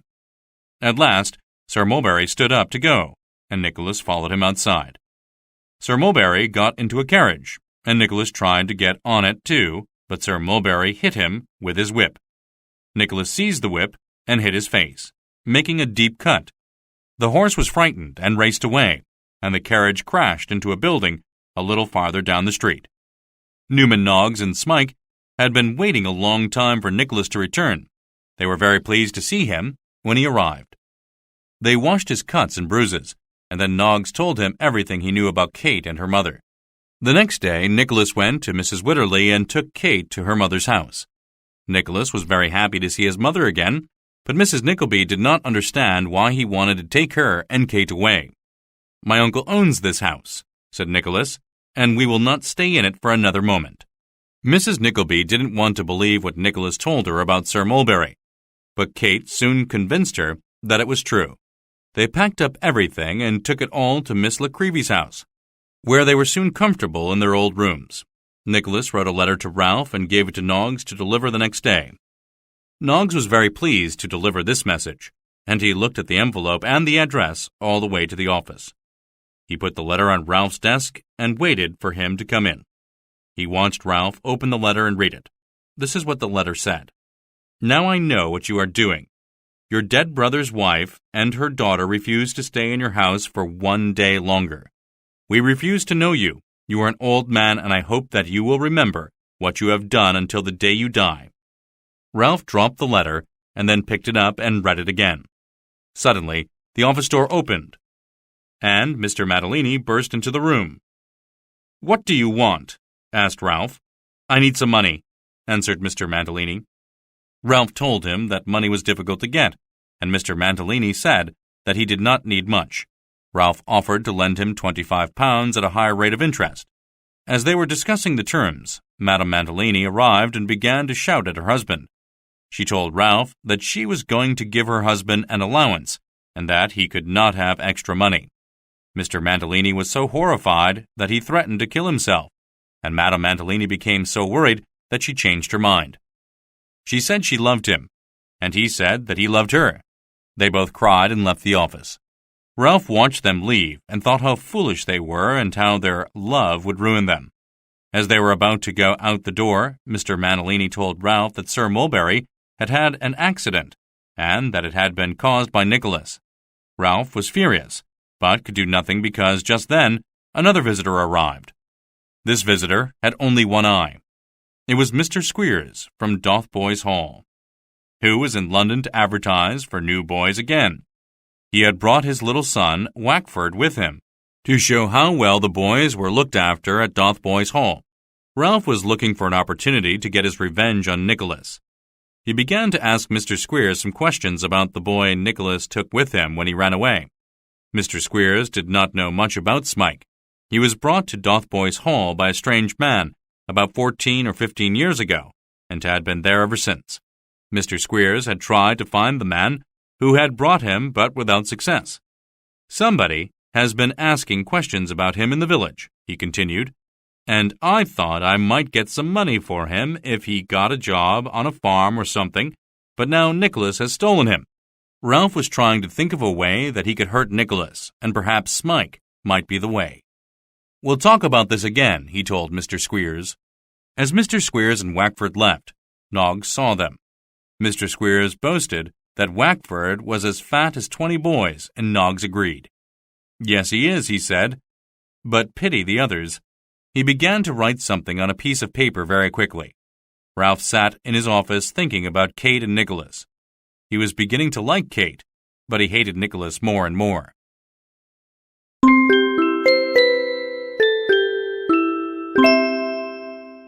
Chapter 14. Nicholas's Good Luck. Poor Smike didn't know what had happened to Nicholas. He waited patiently until Nicholas returned from moving his mother and sister back to Miss Nickeby's room. "I was worried about you," he said, when he saw Nicholas again. "Don't worry," said Nicholas. "I have come to take you home." This frightened Smike, because he thought Nicholas had found his parents and was going to take him to them. But Nicholas soon told him that he was going to live with Mrs. Nickleby, Kate, and himself. He went with Nicholas to Miss Nickeby's rooms and met Nicholas's mother and sister, as well as Miss Nickleby. When Nicholas introduced Smike to his mother, she began to cry, saying that his name reminded her of Pike, which made her upset. When she had recovered, Nicholas told her that Smike came from Yorkshire. She asked him if he had ever dined with Sir Thomas Grimble and his 6 lovely daughters. Nicholas explained the boys at Dotheboys Hall did not receive such invitations, but it was clear that Mrs. Nickleby did not understand what kind of a school Dotheboys Hall was. Nicholas had a problem. He had rescued his sister from Ralph and his terrible friends, He had taken her to Miss Nickeby's house, along with his mother and Smike. Now, however, he had to find a way to feed them and look after them. What should he do? He thought about going back to Mr. Crumbles. But he did not want to leave his sister, and he thought that his mother would not approve. He tried to think of other ways and decided to go back to the employment agency to see if they had a better job for him than they did last time, when they sent him to be a secretary for a member of Parliament. He went back to the agency and was looking at the notices in the window when he saw an old gentleman wearing old-fashioned clothes looking at him. This old gentleman had a very happy and honest face. He saw Nicholas looking at him, and Nicholas apologized. The old gentleman, however, was not angry and began a conversation with Nicholas. When he discovered that Nicholas was looking for work, he could not believe that such a well-behaved young man needed work from an employment agency. He was so friendly to Nicholas that, before long, Nicholas had told him the story of his father's death and what had happened to the family since then. When the old gentleman had heard the story, he took Nicholas to his office. He and his twin brother had a business where they bought things in Germany, brought them to England, and sold them for a profit. The two brothers had become quite rich and were always looking for ways that they could help other people with their money. Nicholas soon learned that the old gentleman's name was Mr. Charles Cheeryble, and that his twin brother was Mr. Ned Cheeryble. They had a fat old clerk who worked in their office, and his name was Tim Lincolnwater. This old clerk had worked there for 44 years, and the brothers wanted an assistant for him. They talked to Nicholas and employed him on a salary of £120 a year. They also owned a small house and allowed Nicholas and his family to live in it for a very small rent. Mrs. Nickleby, Kate, and Smike all came to live in the house and made it a very comfortable and cheerful home. Miss Nickleby often came to visit, and everybody was very happy. Mr. Kenwigs was very happy too. He was the proud father of a new baby boy. When visitors came to see the new baby, he proudly told them about his wife and his other children. "And Mrs. Kenwigs has relations who will leave my children a good amount of money one day," he always added. He was very proud of being related to Mr. Lillyvick. One of the visitors to come was Nicholas, although he did not know about the new baby boy. Came to give Mr. Kenwigs a message from Mr. Lillyvick. When he told them that Mr. Lillyvick had married Miss Potugger, the whole Kenwigs family was very upset. It was a disaster. Their inheritance had just disappeared. They were counting on this inheritance to look after their children when they were older, and now it would all go to Miss Potugger when old Mr. Lillyvick died. They could hardly believe their bad luck. All the happiness about the new baby suddenly became sadness and anger. "Take the baby away," shouted Mr. Kenwigs. "The baby will have no money or property. We don't want babies here." He called Mr. Lillyvick a lot of bad names, and finally, Nicholas and the doctor, who was also visiting at that time, took him to bed. Nicholas's problems seemed to be over. His office at Cheeryble Brothers was in a pleasant part of London, and he soon learned how to do his job. Tim Lincolnwater was a very proud worker. He followed very strict routines and taught Nicholas to follow them too. He kept a bird in a cage in his room, and this was his only friend, apart from the two brothers and Nicholas. Nicholas worked hard, and Tim Lincolnwater was very pleased with his neat writing. "I was often worried about the books," he said. "What will happen to them when I am gone? But now I know that we have found somebody who can write in them as neatly as I do. The books of Cheeryble Brothers will always be the neatest books in London." It was Tim Lincolnwater's birthday in the first week that Nicholas worked at the office. The brothers held a special birthday dinner for him. All the people who worked in the warehouse were invited to come in and drink some wine to celebrate the birthday. The workers all gave 3 cheers for the brothers and Tim Lincolnwater. When most of the people had gone away, Tim told Nicholas that he had once been in love, but that while he was thinking about getting married, she married somebody else. "It's my own fault," he said. "It took me too long to make a decision." It was very late when Nicholas arrived home that evening. He found his mother and Smike sitting up and waiting for him. Mrs. Nickleby began talking about all sorts of things, as she usually did, and then sent Smike to bed. When Smike had gone, she told Nicholas that the gentleman who lived in the house next door had been behaving very strangely. When we arrived here, she said, he often used to sit in his garden and stare at me. Then he began to throw vegetables over the wall into our yard. Throw vegetables? Exclaimed Nicholas. That's rude and even dangerous. What if something hits you on the head? I don't think he means to be rude, answered his mother.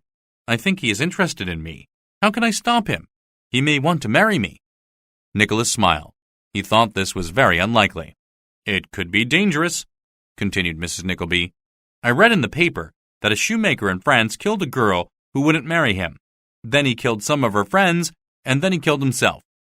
But has our neighbor said or done anything that might be a proposal? Asked Nicholas. He has said and done all kinds of things. Every time I see him from the window, he kisses one of his hands and puts the other over his heart. He behaves very nicely. We ate one of the cucumbers last night for dinner. It was very nice. Last night, I was walking in the garden, and he called over the wall and asked me to marry him. He had a lovely voice, but I didn't listen to it. What should I do? Nicholas told her that she should ignore him and called him a foolish idiot. His mother agreed, but in her heart she thought her neighbor was not as foolish as Nicholas thought.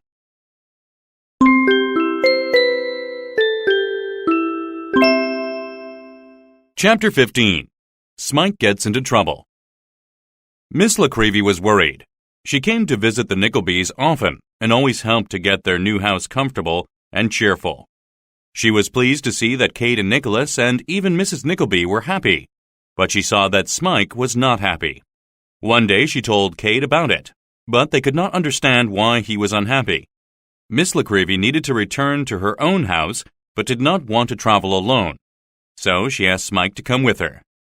I'll cheer him up by talking to him, she told Kate. I'll talk to him about all sorts of things, and I am sure that I will make him laugh at last. Kate knew that Miss Nickleby loved talking, and she was sure that she would cheer Smike up and that he would return to the house a happier person. While Miss Nickleby was talking to Smike and trying to cheer him up, Ralph Nickleby was talking to another sad person.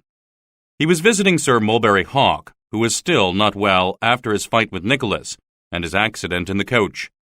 Sir Mulberry had a broken arm, and his face still had marks from the cuts he had received from Nicholas. He was very unhappy about these and refused to see any visitors. Ralph had come to see him several times, but Sir Mulberry would not allow him to come in. This time, however, Ralph almost forced his way into the room, and Sir Mulberry had to see him. Ralph said that he was very sorry to see his friend so badly hurt, but in fact, he was smiling. He knew that Sir Mulberry's fight with Nicholas would make him hate Nicholas and would help Ralph take revenge on his nephew. He told Sir Mulberry that everybody in the city was laughing at him. Of course, this made Sir Mulberry angrier and angrier. When I am able to get out of bed, I will get my revenge on your nephew and make him sorry for what he did, he said. Ralph smiled again, but made sure that Sir Mulberry did not see it, and Sir Mulberry continued. And as for his pretty little sister, who thinks she is too good for me? Sir Mulberry did not finish this sentence. The two men looked at each other, united in their hatred of Nicholas. Ralph reminded Sir Mulberry about Nicholas's youth and told him that Nicholas was walking the streets of London, while Sir Mulberry was hiding in his room. All of this made Sir Mulberry angrier, which was exactly what Ralph intended, and he began to shout about all the terrible things he would do to Nicholas when he was able to get out of bed. As Ralph was about to leave, Lord Verisopht arrived. He had heard the shouting and asked what was making Sir Mulberry so angry. Sir Mulberry told him about Nicholas, but both he and Ralph were surprised when Lord Verisopht also became angry. He told Sir Mulberry that he did not agree with him and that his behavior toward Nicholas was very bad. I never want to hear about this again, he said. That young man's sister is a very good young lady, and you have behaved very badly toward her and her brother. He has done exactly what a brother should have done, and I am sorry that I did not stop you when you argued in the hotel. While this was happening, Miss Nickleby and Smike arrived at Miss Nickleby's home, and she invited him to have a drink and something to eat before he went home. He stayed there so long that it was beginning to grow dark when he set out to walk home. However, He was not in a hurry and stopped to look in various shop windows as he went along. He heard a clock strike 8:30 and decided he had better hurry a little. It was becoming very late. He was crossing a street when he suddenly had to stop. Something had taken hold of his collar. At the same time, a small boy held on to his leg, crying out, "Here he is, father! Here he is! I've got him!" Smike recognized the voice as one that he knew very well. It was Master Wackford Squeers, and he soon discovered that Mr. Squeers himself had hooked his collar with the handle of his umbrella. Poor Smike was terrified and couldn't say a word. Mr. Squeers and his fat little son soon put Smike into a coach and drove off with him. Mr. Squeers sat opposite Smike and began to laugh at him and hid his face. "Won't your mother be happy when she hears about this?" asked Mr. Squeers to his little son. "I caught him with my umbrella, as if he were a fish." "And I held on to his leg, didn't I, Papa?"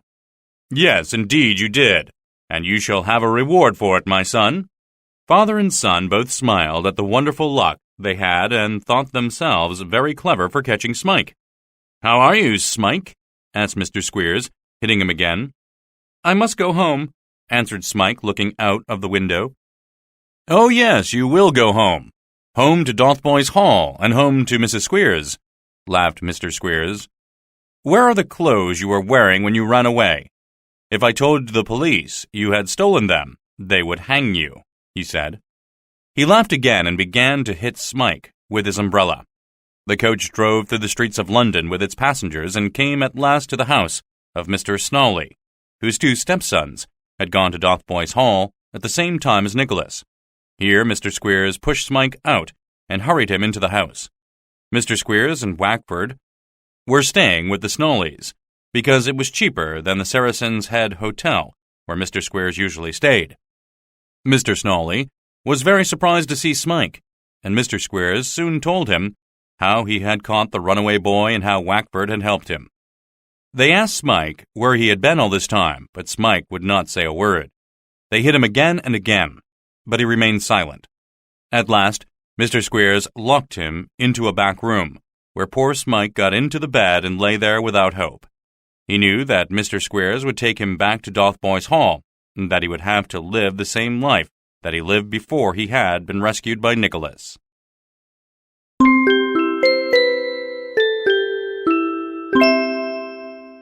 Chapter 16. Nicholas Falls in Love. It was bright and sunny the next morning, and a mail coach came noisily into London. John Brodie was in that coach, and he looked eagerly through the windows at the buildings and churches. He had never been to London before, and was surprised at how large the churches were. His new wife, Matilda, was also looking out and sharing the enjoyment of a first visit to that large city. There was another young lady asleep in the corner of the coach, and this was Fanny Squeers. When the mail coach arrived at the post office, John and Matilda had to wake Fanny, who complained about the coach and the city and about everything else that came to her mind. They got off the coach and found a hackney coach to take them to the Saracen's Head Hotel. John and Matilda had been married 4 days and were going to stay in London for a few days to enjoy a holiday. They had agreed to take Fanny with them so that she could visit her father. They asked for Mr. Squeers, and a waiter told them that he was not staying at the hotel, but that he came every day. 2 minutes later, Mr. Squeers arrived and came in to say hello to his daughter and to Mr. and Mrs. Brodie. He told John that he should not be spending his money on a holiday in London, but that he should save it to pay for the education of any boys that might soon be born. Fanny and Matilda were beginning to fight again when Mr. Squeers changed the subject by telling them that he had found Smike and locked him up in his room. Fanny was very excited at the news, and even John Brodie seemed pleased. He shook Mr. Squeers' hand so hard that Mr. Squeers begged him to let go. Then he promised to come and visit Mr. Squeers in his room and to have dinner there that evening. While they were having dinner with Mr. and Mrs. Snawley, John was suddenly sick and had to go and lie down while the others continued to eat. John, however, was not really sick at all. He found Smike locked up in his room, with the key on the outside of the door. He unlocked the door and helped Smike to get out. He dressed him and then took him downstairs and out the door without anybody seeing them. John returned to his room, and Smike ran away as fast as he could. He was so happy to escape from Mr. Squeers, and so afraid that he might be caught again, that he didn't care where he ran. He ran right out of London before he thought about where he was. Then he had to go back into London and find his way back to Newman Nogg's home. Newman and Nicholas had been searching for Smike all night. Newman was very happy to see his lost friend, and gave him something to eat and drink. Smike told him what had happened, and soon the two friends were on their way to see Nicholas. Nicholas could not sleep because he was so worried about Smike. When Smike and Noggs arrived, Nicholas was very relieved and excited to see Smike. Soon the whole family was awake, all talking and laughing together. How surprised and pleased they were to see their old friend Smike home again, safe and well. Nicholas had another surprise at the office the next day. He had a piece of paper to give to Mr. Charles, and knocked on the door of his office. Nobody answered, so he thought he would go in and put the paper on his desk. However, when he opened the door, he saw a young lady on her knees in front of Mr. Charles, who was asking her to get up. The young lady had a maid with her, who was also asking her to get up. Nicholas tried to apologize for coming into the room, but as he began to speak, the young lady turned her head toward him, and he recognized her as the beautiful young lady he had seen in the employment agency on his first visit there. He had never forgotten this beautiful girl, and he was so surprised to see her in Mr. Charles's office that he could not move or speak. The young lady fainted, and Nicholas rushed forward to help her. Mr. Charles asked him to leave the room, but Nicholas did not hear him, and Mr. Charles had to ask him again. Nicholas left immediately, but he could not stop thinking about the beautiful girl. He tried to find out about her from Tim Linkinwater, but he would not tell him anything. He watched carefully to see if she would return, but he was disappointed about that too. He soon realized that he was in love with the beautiful young lady, although he knew nothing about her. He had never spoken to her and didn't even know her name. A few weeks later, he had to remain in the office until late at night, and he saw the young lady's maid come in at 9 o'clock. The next night, she came again. Nicholas told Newman Noggs about it and asked him to watch out for the maid the next night and to follow her home to see where she lived. He asked his friend to find out everything he could about the beautiful young lady. Newman did as Nicholas asked, and 2 nights later met with Nicholas to tell him what had happened. He was very excited. He told Nicholas that the young lady was called Cecilia Bobster. He had spoken to Miss Bobster, and she had agreed to meet with Nicholas the next night. Nicholas was excited beyond words. The next evening, he dressed himself carefully for his appointment with Cecilia. He and Noggs walked together to Edgware Road, and Noggs made Nicholas wait while he checked to see that everything was all right for him to go into one of the houses. He returned to say that everything was clear, and he took Nicholas around to the back of the house. "We can't go in at the front," explained Noggs, "because her father is often angry and hits her." Nicholas was angry that somebody would dare to hit the beautiful young lady, and followed Newman into the back kitchen, where they had to wait. A minute later, the maid arrived, closely followed by her mistress. Nicholas's heart beat very strongly, and his face changed color, though it was too dark for anybody to notice this. Then there was a noise, and the young lady begged Nicholas and Noggs to leave the house. "It is my father, and I have done wrong. Please go away, or we will all be in the most terrible trouble." Nicholas and Noggs left as quickly as they could and ran up the street. When they stopped running, Noggs promised Nicholas that he would arrange another meeting, but Nicholas said he should not. "It was the wrong young lady," he said, "and the wrong maid, too. You followed the wrong person."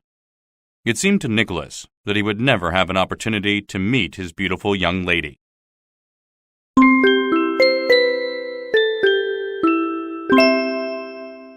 Chapter 17. Nicholas Meets Frank Cheeryble. It was a very hot day, and the windows of the Saracen's Head Hotel were open. Through one of them, you could see a dining table full of food, and standing near it were Mr. and Mrs. John Brodie. Nicholas came to visit them there, and they enjoyed a good meal together. They talked about the first time they had met having tea with Fanny Squeers. They had not met very often, yet it seemed as if they had known each other for a very long time, and that they had become very good friends. John told Nicholas about his part in Smike's escape from Mr. Squeers. Then they began to talk about Fanny, and the bad way that she had behaved toward Nicholas. He laughed. But suddenly the door opened, and Fanny herself came in. She had been listening to them and was very angry. Her father and her fat little brother followed her into the room. The two young ladies began to argue, and there was nothing that the men could do to stop them. Fat little Wackford began to eat the food on the table, thinking that nobody saw him. Then John Brodie and Mr. Squeers argued about Smike, and John told him that he had helped Smike to escape. "Be careful," said Mr. Squeers to John and Nicholas, "because one day his father may come and take him back and send him to me." "I am not afraid of that," answered Nicholas. Mr. Squeers did not want to argue too much with Nicholas because he remembered what happened at Dotheboys Hall, and the three members of the Squeers family left quite soon. John ordered some more food, and the three friends sat down and finished a very enjoyable meal. A few hours later, however, there was the noise of fighting downstairs, and the three friends went down to see what was happening. All the customers were looking at an angry-looking young man. Another young man was lying in the corner of the room, and it seemed clear that the first young man had thrown him there. The other customers all seemed pleased with the first young man and watched the second young man get up from the floor. "If you say anything like that again, I will knock your head across the room," the first young man told him. He explained to Nicholas that the other young man had made some rude remarks about a young lady that he knew. "I asked him to be quiet, but he refused." Nicholas looked carefully at the rude young man and recognized the clerk from the employment agency where he had first seen his beautiful young lady. The first young man gave him his card, and Nicholas saw that his name was Mr. Frank Cheeryble. Nicholas was surprised to meet him, and he was surprised to meet Nicholas. They had both heard a lot about each other, and they immediately became friends. Frank had been working in Germany for the last 4 years, and was now coming to London to take a share in the business. Nicholas thought about him on his way home, and wondered whether the fight might have been about his beautiful young lady. She visited the Cheeryble brothers, after all, so it was reasonable to believe that Frank might know her too. Nicholas wondered if he loved her and might want to marry her, and he worried about this all night. The two brothers were delighted to see their nephew the next day, and were surprised to hear that Frank and Nicholas had met the previous evening. Frank soon settled into the work at the office, and at the end of the week, he and Mr. Charles visited the Nickleby family for the first time. Mrs. Nickleby was pleased to have such important visitors, but Smike was very unhappy when he saw that Kate and Frank were attracted to each other.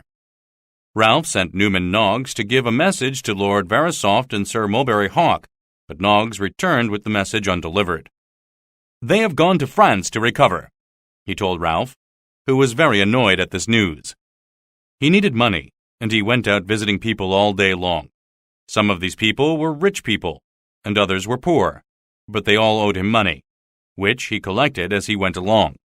Toward the end of the day, as it was growing dark, it began to rain. Ralph sheltered under a tree, and another man came to shelter there too. He stared at Ralph, and Ralph soon recognized him. His name was Brooker. Ralph had done business with Mr. Brooker a long time ago, and then Brooker had also worked for him as a clerk. However, he still owed Ralph money at that time, and when he could not repay it, he was arrested and sent to Australia for 7 years. Now he had returned and wanted Ralph to help him find a job. He said that he could also help Ralph, but Ralph didn't believe him. "How can you help me?" he asked, and he almost laughed. "I took advantage of you once, in a way that you still do not know about, and I will tell you something very interesting if you give me some money or a job." Ralph was not interested, and told him to go away. Then he continued on his visits. One of his visits was to the Mantalini house, where he found everybody upset because they thought that Mr. Mantalini had taken some poison to try to kill himself. Of course, he hadn't taken any, and Ralph knew this immediately, but he was alarmed when Mrs. Mantalini said she wanted a divorce. This would stop her husband from using her money to pay his debts, most of which were to Ralph. Ralph could see that he would not get back the money he had lent to Mr. Mantalini. He argued against her, but she would not listen, and Ralph went home feeling very annoyed. It was late that night when he arrived at home to find Mr. Squeers and Mr. Snawley waiting with Noggs. He went off in a coach with them, leaving Noggs in the street. Noggs heard Ralph tell the driver where to go, and he was very worried about them going to that address. As he stood watching the coach drive up the street, a man asked him for some money, and then said something that made Newman Noggs very interested. The two men walked down the street talking to each other.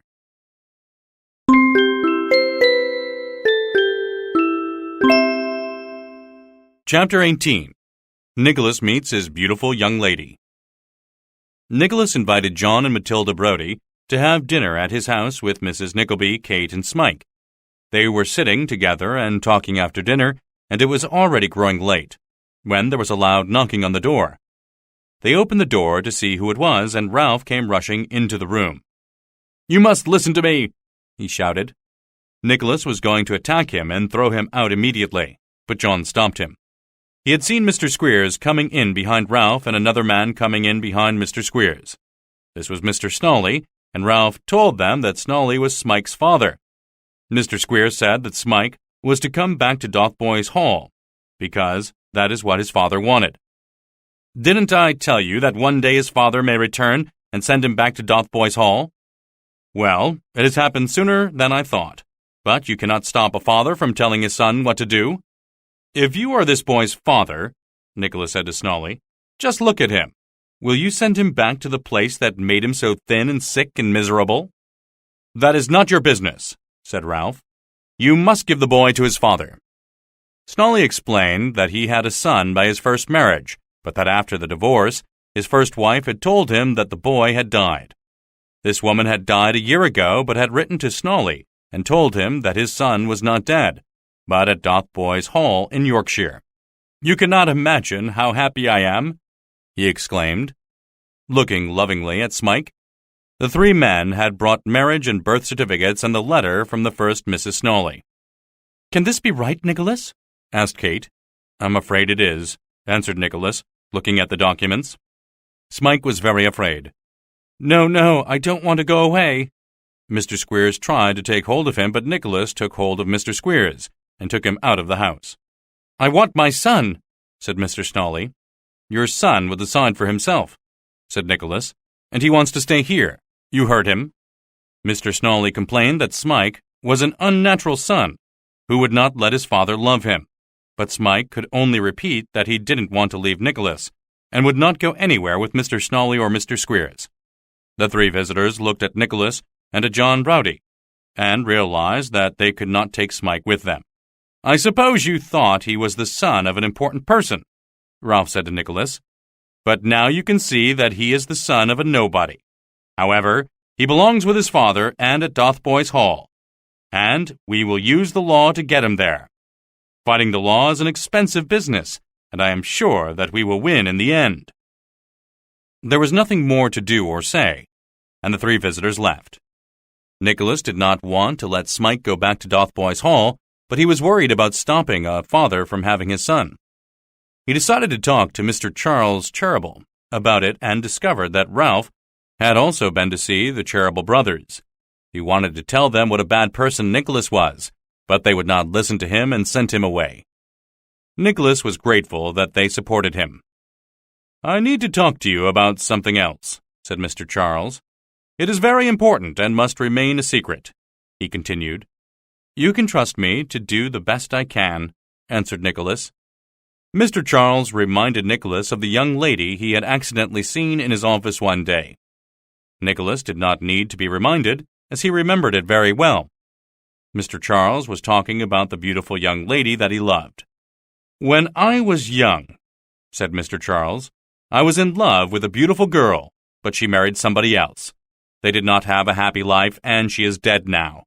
But the young lady you saw in my office is her daughter. She lives with her father, who has wasted his money, and now he is sick. She is doing everything she can to look after him and make his life comfortable. Her mother's family and friends offered to help her, but only if she left her father. She would not do this, so she has to do everything on her own.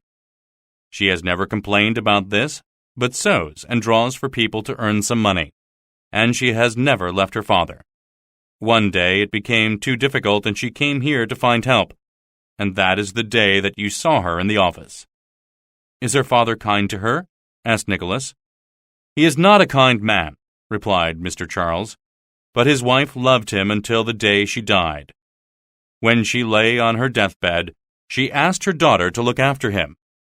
It is for love of her mother that she stays with her father, although he is cruel to her. She does not want him to know that we are giving her money because he will try to get more money from us and waste it by drinking and gambling."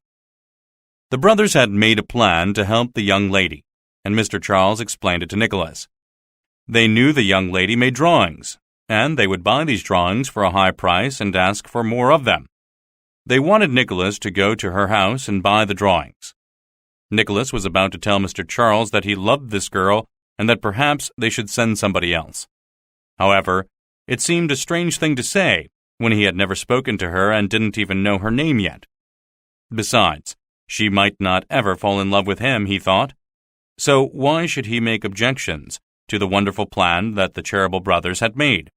The next morning, he went on his first visit. The beautiful young lady's name was Madeline Bray, and she lived in a poor and dirty part of the city. He went to the address that Mr. Charles had given him, and there he found his beautiful young lady and her father. She had made the room as pleasant as she could, but it was clear that they had little money. "Madeline, who is this man, and what does he want?" asked Mr. Bray. Nicholas explained he had come to order some drawings and to pay for some that had already been bought. He put an envelope with money on the table. "Make sure that the money is correct," Mr. Bray told his daughter. "I am sure it is right," answered Madeline. "How can you be sure? Give it to me." He tore open the envelope. £5, is that right?" "Yes, it is," she said softly. Nicholas thought he saw a tear fall from her eye. Mr. Bray waved the £5 in the air. "Tell that lazy maid to go out and buy me a newspaper and some fruit and a bottle of wine," he said. Then he turned to Nicholas. "Are you waiting for a receipt?" No, it doesn't matter," he replied. This made Mr. Bray angry. "You will have a receipt. We do not want people coming here to give us money because they feel sorry for us. Madeline, make sure that you always give this gentleman a receipt." "When shall I come again for the new drawings?" Nicholas asked Madeline. "Come again when we ask you to," said her father. "When should he come, Madeline?" 3 or 4 weeks, replied Madeline. "That's too long," said her father. "Come again in 1 week." Nicholas said goodbye and left. As he was going down the stairs, he heard Madeline coming down behind him, so he stopped to talk to her. She thanked him and asked him not to say anything about her father to the Cheeryble brothers. Nicholas said he would do anything to help her, even if he had to die for her. He did not say that he loved her, but she began to cry and went back to her father.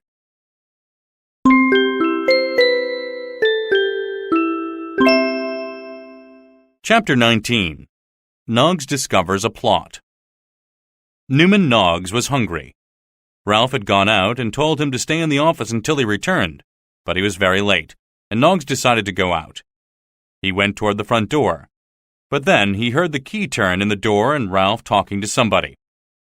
"Now he will want me to wait longer or give me some work to do," said Noggs. He hid in a cupboard, intending to sneak out as soon as Ralph and his friend had gone into Ralph's office. "Noggs!"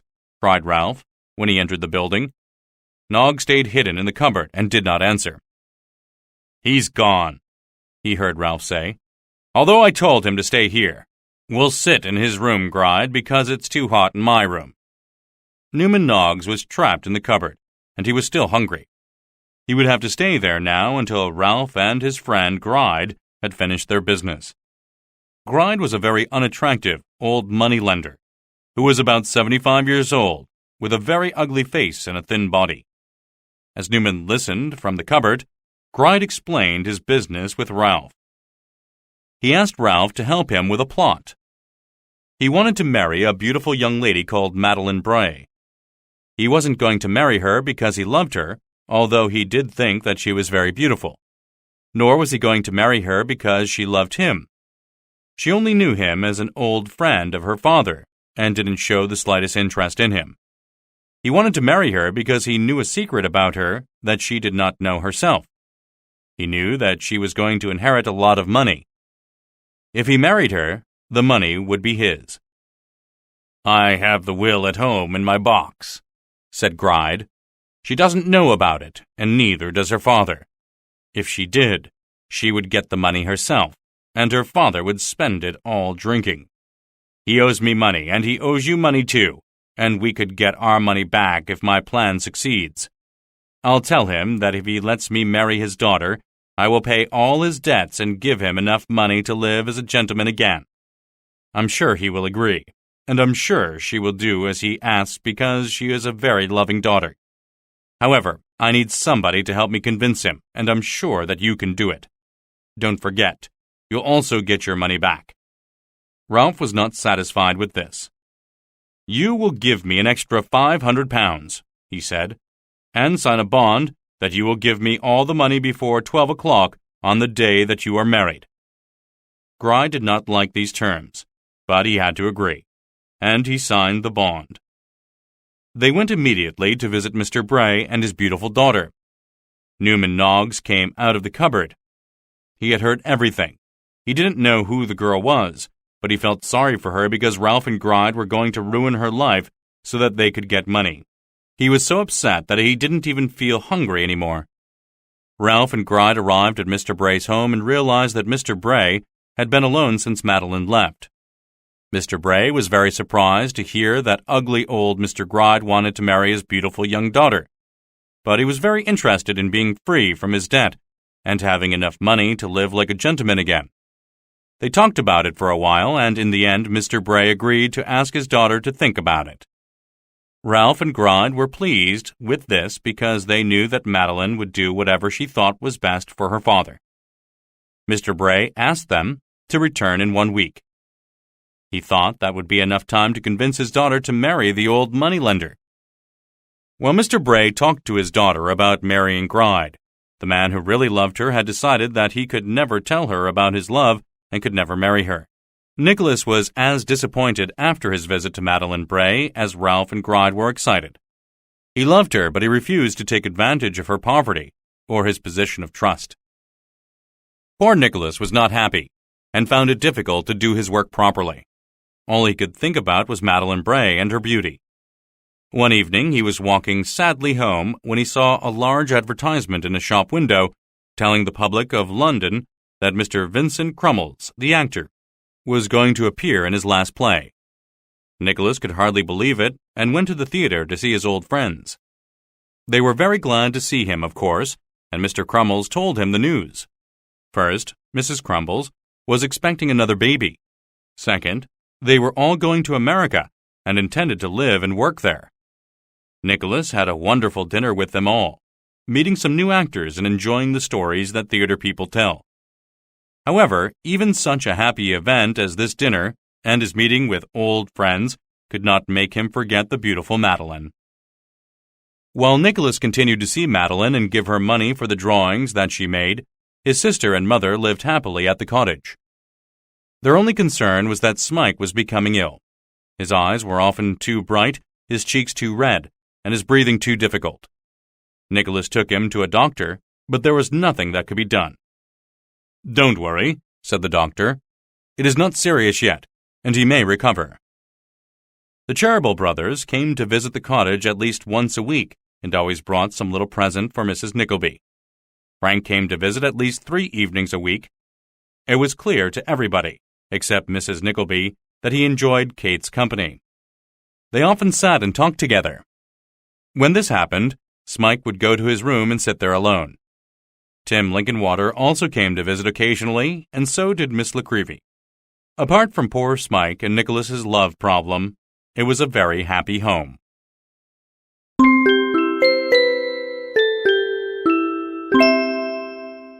Chapter 20. Noggs tells Nicholas about the plot. Sir Mulberry Hawk was recovering from his accident, and at last he felt well enough to be seen in public. He chose the Hampton horse race as the first place to show himself. He knew that everybody would be interested in his condition, but he didn't like talking about it. He hoped that by going to the races, he could explain to as many people as possible and not have to do it again on other days. Several people had already asked him how he was and talked to him about the accident, and he was becoming annoyed. When another friend asked him how he was and whether the newspapers had been correct in their description of the accident, he became angry and told his friend to read the paper the next day. He was determined to hurt Nicholas, and was sure that the accident Nicholas was going to have would be in the paper. Lord Verisopht heard him talk about this and told him that he ought to leave Nicholas and his sister alone. He reminded Sir Mulberry that he was not in favor of continuing the fight with Nicholas. "Are you going to stop me?" asked Sir Mulberry. "Yes, if I can," replied Lord Verisopht. "If you are giving me advice, I am grateful," said Sir Mulberry, "but I choose not to accept it. Please do not interfere in my life." That night, the two men gambled and drank with their friends. Everybody laughed and enjoyed themselves, but Lord Verisopht had not forgotten what Sir Mulberry had said. Both men drank a lot of wine that night, and suddenly they were rolling on the floor and fighting. Their friends separated them, but neither of the men would apologize to the other. The result of it all was that Lord Verisopht and Sir Mulberry agreed to fight a duel as soon as it was light. Lord Verisopht drove out of London to the agreed place. Everything looked very beautiful and clean. The trees and hedges all looked very alive. He smoked as the carriage went along the road. When he arrived there with his friend, he had to wait for Sir Mulberry Hawk, but it was not a long wait. The two friends, who were now enemies, took their guns and walked away from each other. When one of their friends called out, they turned to face each other. They both shot, but it was Lord Verisopht who fell. His friends soon announced that he was dead. "It is his own fault," said Sir Mulberry Hawk. "Yes, but we must get away from here as soon as possible," said one of his friends. "You will have to go to France as soon as you can, Sir Mulberry." Sir Mulberry Hawk and his friends left Lord Verisopht lying in the field with his face toward the rising sun, and drove off in their carriages as quickly as they could. Mr. Gride, the old money-lender, lived in a dark and dusty house. The house did not have much furniture, and the furniture that it did have was not very good. It was the kind of house where people found it difficult to be comfortable. Mr. Gride, however, was very happy and actually sang a strange little song as he worked in the house. He was taking his clothes out of a closet and looking at each of them, getting ready for the wedding. None of his clothes were new, and none of them could make him look attractive. But he finally decided on a green suit and called his deaf old maid. "I'm going to wear this green suit, Peg Sliderskew," he shouted at her. Peg didn't care which suit he wore. She did not want her master to get married, because it meant that another woman would come into the house and give her more work to do. "Put some new buttons on the suit and fix the hole," shouted Mr. Gride. "And then you can polish this necklace and give it to her on her wedding day. After the wedding, we will make sure that she loses it, and it can go back into the closet." Peg Sliderskew thought this was very funny and laughed out loud. The doorbell rang, but Peg was too deaf to hear it, and Mr. Gride went to the door himself. It was Noggs, with a letter from Ralph. Mr. Gride read the letter. "It's good news," he said. "It's very good news. I'll get some paper and a pen and write an answer for him." He left the room and Noggs read the letter. It said that Mr. Bray had agreed for the wedding to be held in 2 days' time, and that Mr. Gride should not visit Madeline again before then, so that she would not be too frightened of him. Mr. Gride was so happy that he even gave Noggs a drink of wine before he went back to Ralph. "You took a long time," complained Ralph. "He took a long time to write his reply," answered Noggs. Ralph read the reply and threw the letter onto his table. "Who was that man you were talking to last night, Noggs?" asked Ralph. Noggs told him that a man had been asking to see Ralph, and that his name was Brooker. "I saw him here before, and I heard you tell him not to come back, so I have not let him come in to see you," said Noggs. "He's a thief and a liar," said Ralph, "and if he comes again, call the police. They will take him away, do you understand?" Noggs said that he understood, and Ralph told him he could go. He went to the corner of the street and waited until Nicholas arrived. They greeted each other very warmly. Noggs told him about the secret that Mr. Brooker had about Ralph. "Perhaps I will find out what it is," said Noggs. They had a drink in a hotel and began to talk about the time that Noggs had arranged a meeting with the wrong girl. "Did you ever find out the name of the right girl?" asked Noggs. "Yes, it's Madeline Bray," replied Nicholas. "Madeline Bray?" exclaimed Noggs. "Why didn't you tell me this before? It's the same girl. How can you let her marry that ugly old moneylender?" "What do you mean?" exclaimed Nicholas. "Married? Are you mad?" Noggs told him the story of Ralph and Mr. Gride, and their plans for the beautiful Madeline. Nicholas was so upset that he ran out of the hotel, and Noggs had to run after him to stop him.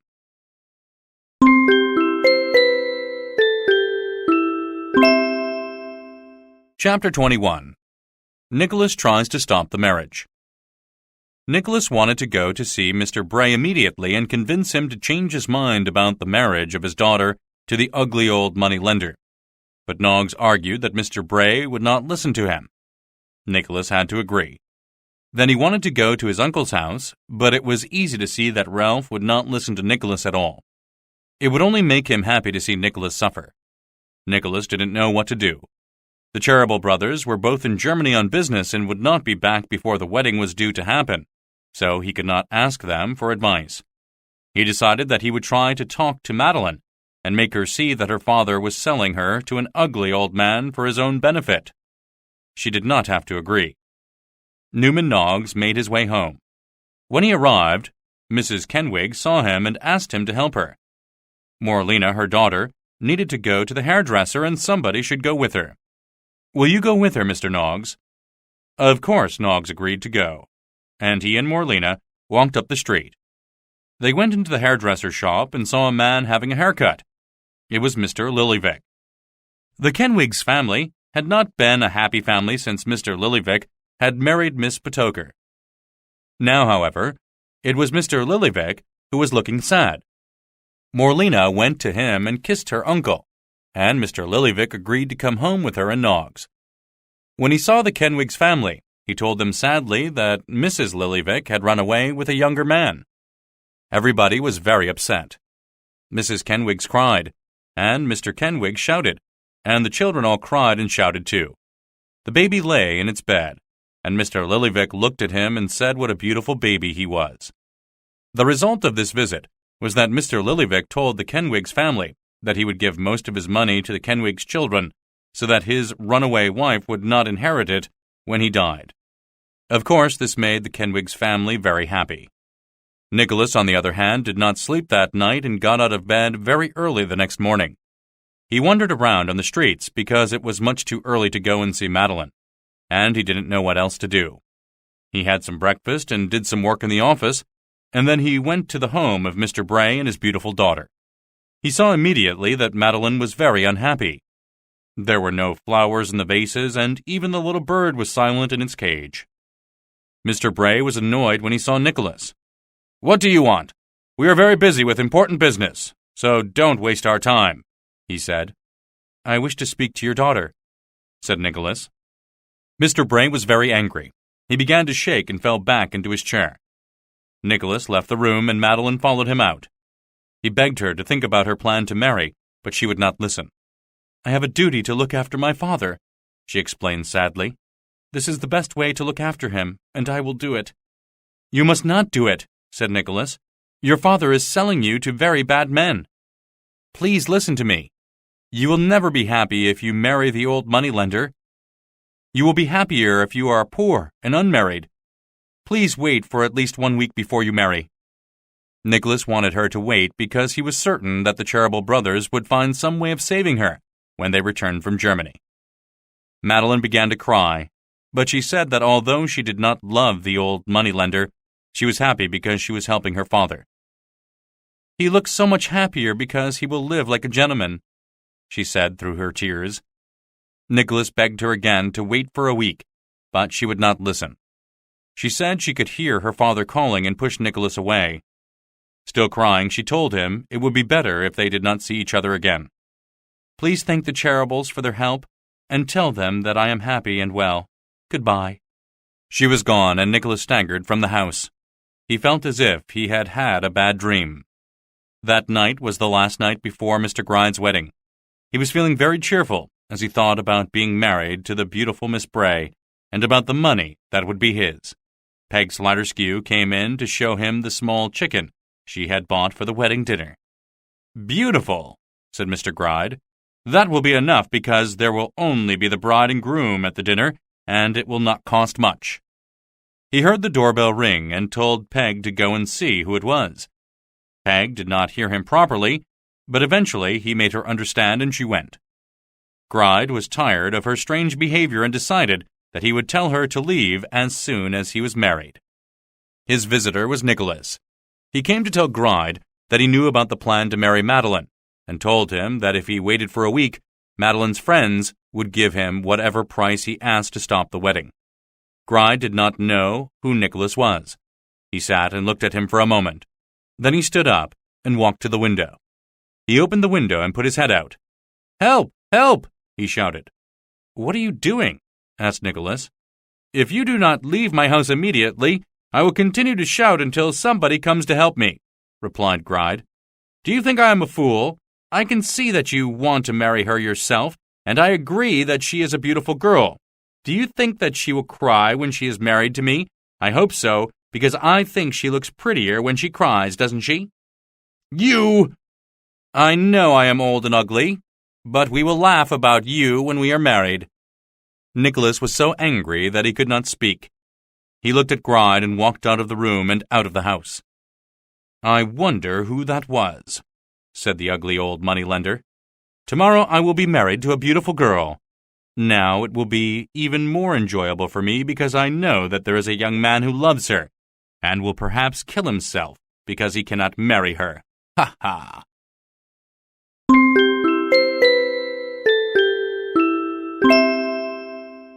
Chapter 22. Madeline's Wedding Day. Arthur Gride was awake early on the day of his wedding, and was already dressed before Peg Sliderskew was out of her bed. Peg was really angry about the wedding. "When I came to work for him, he told me that he was very old and would never marry, so that I would inherit his money when he died," she muttered, as she made breakfast. "He said he had no friends or relations, but now he is getting married, and what will happen to his old Peg Sliderskew, hey?" Gride told Ralph about the visit of the young man, and Ralph warned him to keep his new wife safe. "It's one thing to take a beautiful young lady from a young man and marry her," he said, "but it is another to keep her."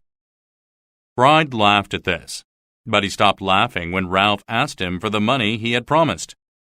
"The bond was for before 12 o'clock, and it is still early," he said. "I will pay it in good time, don't worry." These two old money-lenders understood each other very well. They got into a coach and drove to the home of the beautiful but miserable bride. As they got closer to the house, Gride began to be nervous. The house was very quiet. Ralph looked at Gride.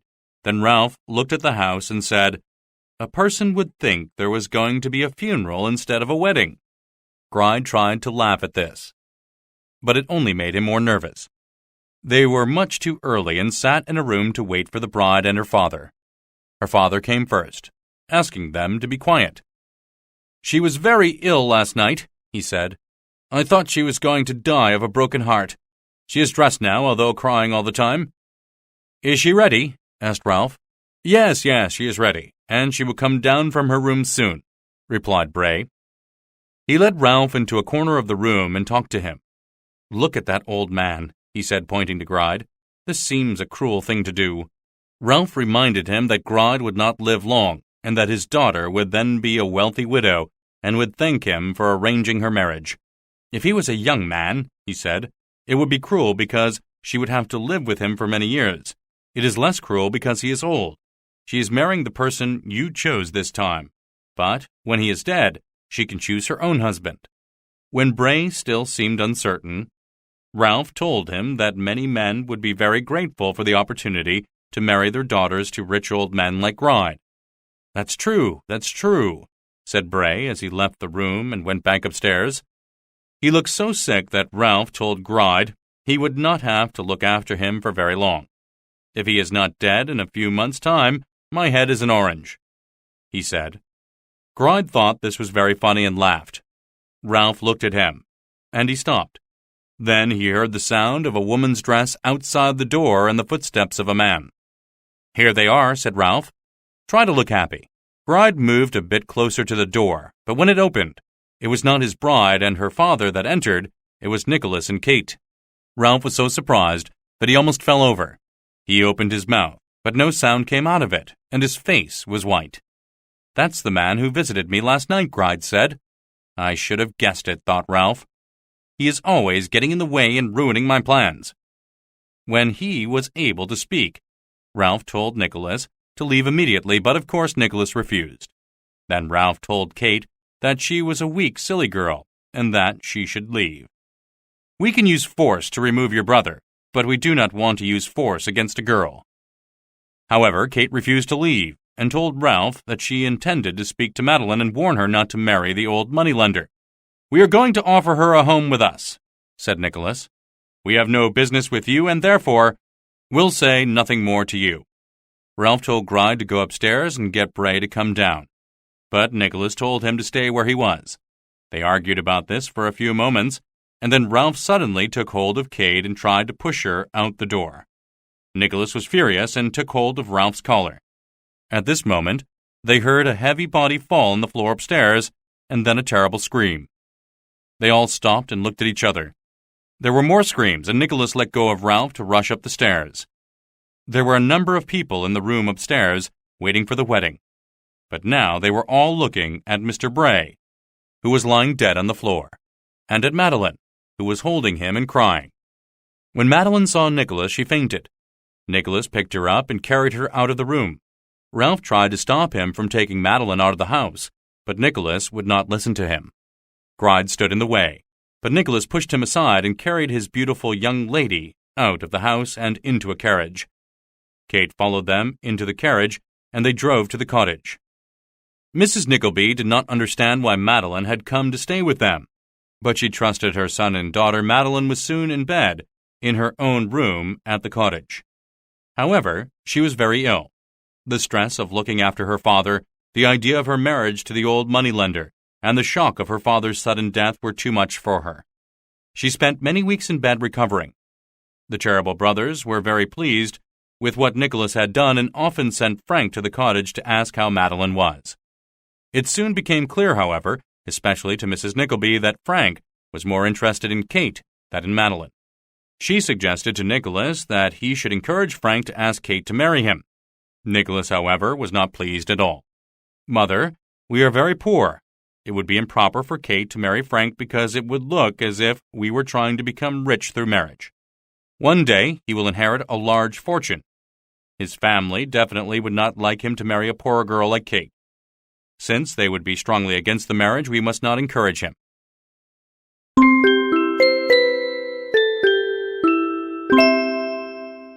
Chapter 23. Ralph's Plot Fails. When Nicholas and Kate took Madeline from her dead father's home, they left Ralph and Gride standing in the room, looking very upset, angry, and, in Gride's case, frightened. They drove to Gride's house, but they could not get in. They rang the bell and knocked, but nobody came to open the door. "My maid is very deaf," said Gride, "and often does not hear the doorbell." At last, they went to the back of the house and broke in through a window. They looked everywhere for Peg Sliderskew, but she was not in the house. Then Gride noticed that a storage chest was open and cried that he had been robbed. "She has gone, and she has stolen all my papers," he cried. "She doesn't even know what she has stolen because she can't read, but she has stolen the most valuable things I had. Somebody will read them for her and tell her how to get money from them." He said the will giving Madeline a lot of money was among the papers that Peg had stolen. The will was written by a relative of Madeline on her mother's side, who had since died. It was not worth any money to anybody else, but the other papers could be sold for a lot of money. When Ralph suggested they call the police, Gride was very frightened and told him that they could not call the police because they would put him in prison for the rest of his life. Ralph guessed that many of the papers had been stolen. As Ralph watched him, he began to cry. Ralph decided to leave and went to his own house. When he arrived, there was a letter on his table. He opened it, and his face turned white. The letter told him he had lost £10,000.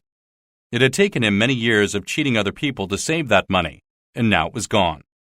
It was not a good day for Ralph Nickleby. He sat down and began to think. He thought about losing all that money, but he thought even more about how much he hated Nicholas. He thought if he could get revenge on Nicholas, the loss of the money would not hurt him much. He thought for a long time, and at last he made a plan. He decided that he would get the will from Peg Sliderskew and destroy it.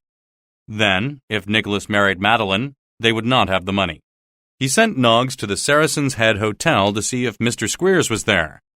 He was, and soon came to see Ralph. "How are the boys at Dotheboys Hall?" asked Ralph. "They are very well," was the answer, "except that some of them have a strange sickness. It doesn't really matter because it means that they don't eat as much, and that makes it cheaper for me."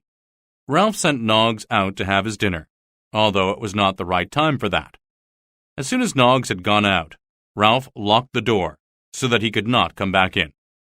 "I don't trust him," he explained to Mr. Squeers, "so I don't want him here for our discussion." He went on to explain what he wanted his old friend Mr. Squeers to do for him. He told Squeers about the will that Peg Sliderskew had stolen from Mr. Gride, and said that he would give £100 to the person who brought it to him. "But how will that person find the thief?" asked Mr. Squeers. Ralph explained he had some friends who would help him find out where this woman was. People often tried to hide from him, but he knew how to hunt them down and find them. "She has taken many documents. She cannot read, so she does not know what she has taken. You must find the document with the name of Madeline Bray on it and bring it to me so that I can burn it." It took a few weeks for Ralph's friends to find Peg Sliderskew, but when they did, Mr. Squeers was soon living in a room in the same building and became her friend. It was not a pleasant building, and his room was not the most pleasant room in it. He was not very happy, but kept thinking of all the money he was going to get from Ralph. He went to see Peg with some wine every night and soon found out her secret. He convinced her to let him read the documents and tell her which ones were valuable and which ones she should burn. She gave them to him, and he held them up to a candle to read them. It was very dark in the room, and neither Mr. Squeers nor Peg Sliderskew noticed that two people came into the room and stood behind Squeers. These two people were Frank Cheeryble and Newman Noggs. Noggs was carrying a large stick. They watched as Squeers looked at several of the documents. When he found the one he wanted, he put it into his pocket. As soon as he did this, Newman Noggs hit him on the head with the stick, and Squeers fell unconscious to the floor. Nicholas took Smike to Devonshire and found rooms in a small farmhouse very close to the house where he had lived with his parents and sister in happier days. At first, Smike was strong enough to walk short distances, but it was not long before he had to stay in bed. Nicholas made a bed for him in the garden so that he could lie there when the weather was nice. Smike enjoyed lying there, and Nicholas often sat with him, reading books to him or telling him stories about his own happy childhood. One afternoon he left Smike in the garden for a while, and when he returned, he was surprised to see Smike sitting up and looking afraid. "I saw the man who brought me to Dotheboys Hall," said Smike. "He went behind that tree." Nicholas told him he must have fallen asleep and dreamed about it, but Smike was certain it was real. He was terrified because he thought that they might take him back to Dotheboys Hall. Nicholas went to look around the garden, but could not find anybody. Smike became sicker and sicker, and Nicholas could see that he was going to die. Smike knew it too, and said he had to tell Nicholas something before he went. He told Nicholas about his love for Kate and the pain it had given him to see her fall in love with Frank. "However," he said, "I am happy now because I will soon be at rest. I have a locket with some of her hair in it. When I die, will you please put this in the grave with me?" Nicholas promised he would do as he asked. And soon Smike fell into a sleep from which he never woke up.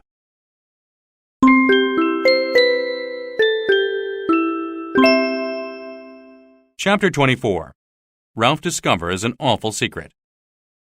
Ralph was sitting alone in his office. He could not rest, and he wondered why Newman Noggs had not come to work that day.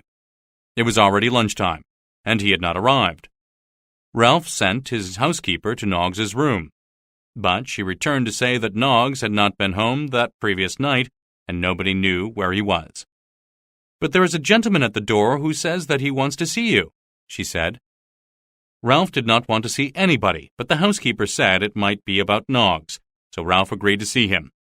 He was surprised when Mr. Charles Cheeryble came into his office. "I know you do not expect to see me, and you do not want to see me," said Mr. Charles. "That is true," replied Ralph. "I want this to be a very short conversation and to end where it began. I do not want to hear anything that you say. There is the door." "You cannot guess what I want to say," replied Mr. Charles, "or your attitude would be different. Shall I go on?" "Very well," said Ralph. "There are 4 walls here and some chairs. You can talk to them. I am going out." He picked up his coat and hat and went out. Mr. Charles followed him. "I came here to show you mercy," he said. "I never show mercy," replied Ralph, "and I never expect to be shown any." "Do not forget that I came here," said Mr. Charles, "and when you find that it is difficult to continue your business, come to me and my brother, and we will still be ready to show you mercy." Ralph laughed at him as he put on his hat and left. Late that afternoon, Noggs had still not returned, and Ralph wondered what it could mean. He went to see Mr. Snawley, but Snawley pretended not to be home and would not see him. Mrs. Snawley told him that her husband had not done anything wrong, and that she didn't want him to get into trouble. "Tell your husband that I know he is home, and that I must see him." "No, I won't." Ralph was about to hit her, but she closed the door, and would not open it again. He walked away and went to the room where Mr. Squeers was staying, but Mr. Squeers did not seem to be home. He waited in the room for some time, but Mr. Squeers did not come. Ralph was becoming quite worried now. What had happened? Perhaps Peg Sliderskew had been arrested for the robbery, and Mr. Squeers had been with her at the time. Perhaps he had been arrested too. If that were the case, Mr. Gride would know, so he went to his house. As soon as Mr. Gride saw him, however, he closed the door and refused to talk to him. "Go away, it isn't safe," shouted Gride. Ralph did not know why everybody refused to see him, and he didn't like it. He decided that he would go to see Mr. Charles Cheeryble and find out what was going on. There he met with both the brothers and Tim Linkinwater. He demanded to know what they wanted to say to him, and what they had done to make all his business friends refuse to see him. Mr. Charles answered by asking Newman Noggs to come into the room, and this frightened Ralph. "This man is a fool," he said. "Surely you are not taking any notice of what he says."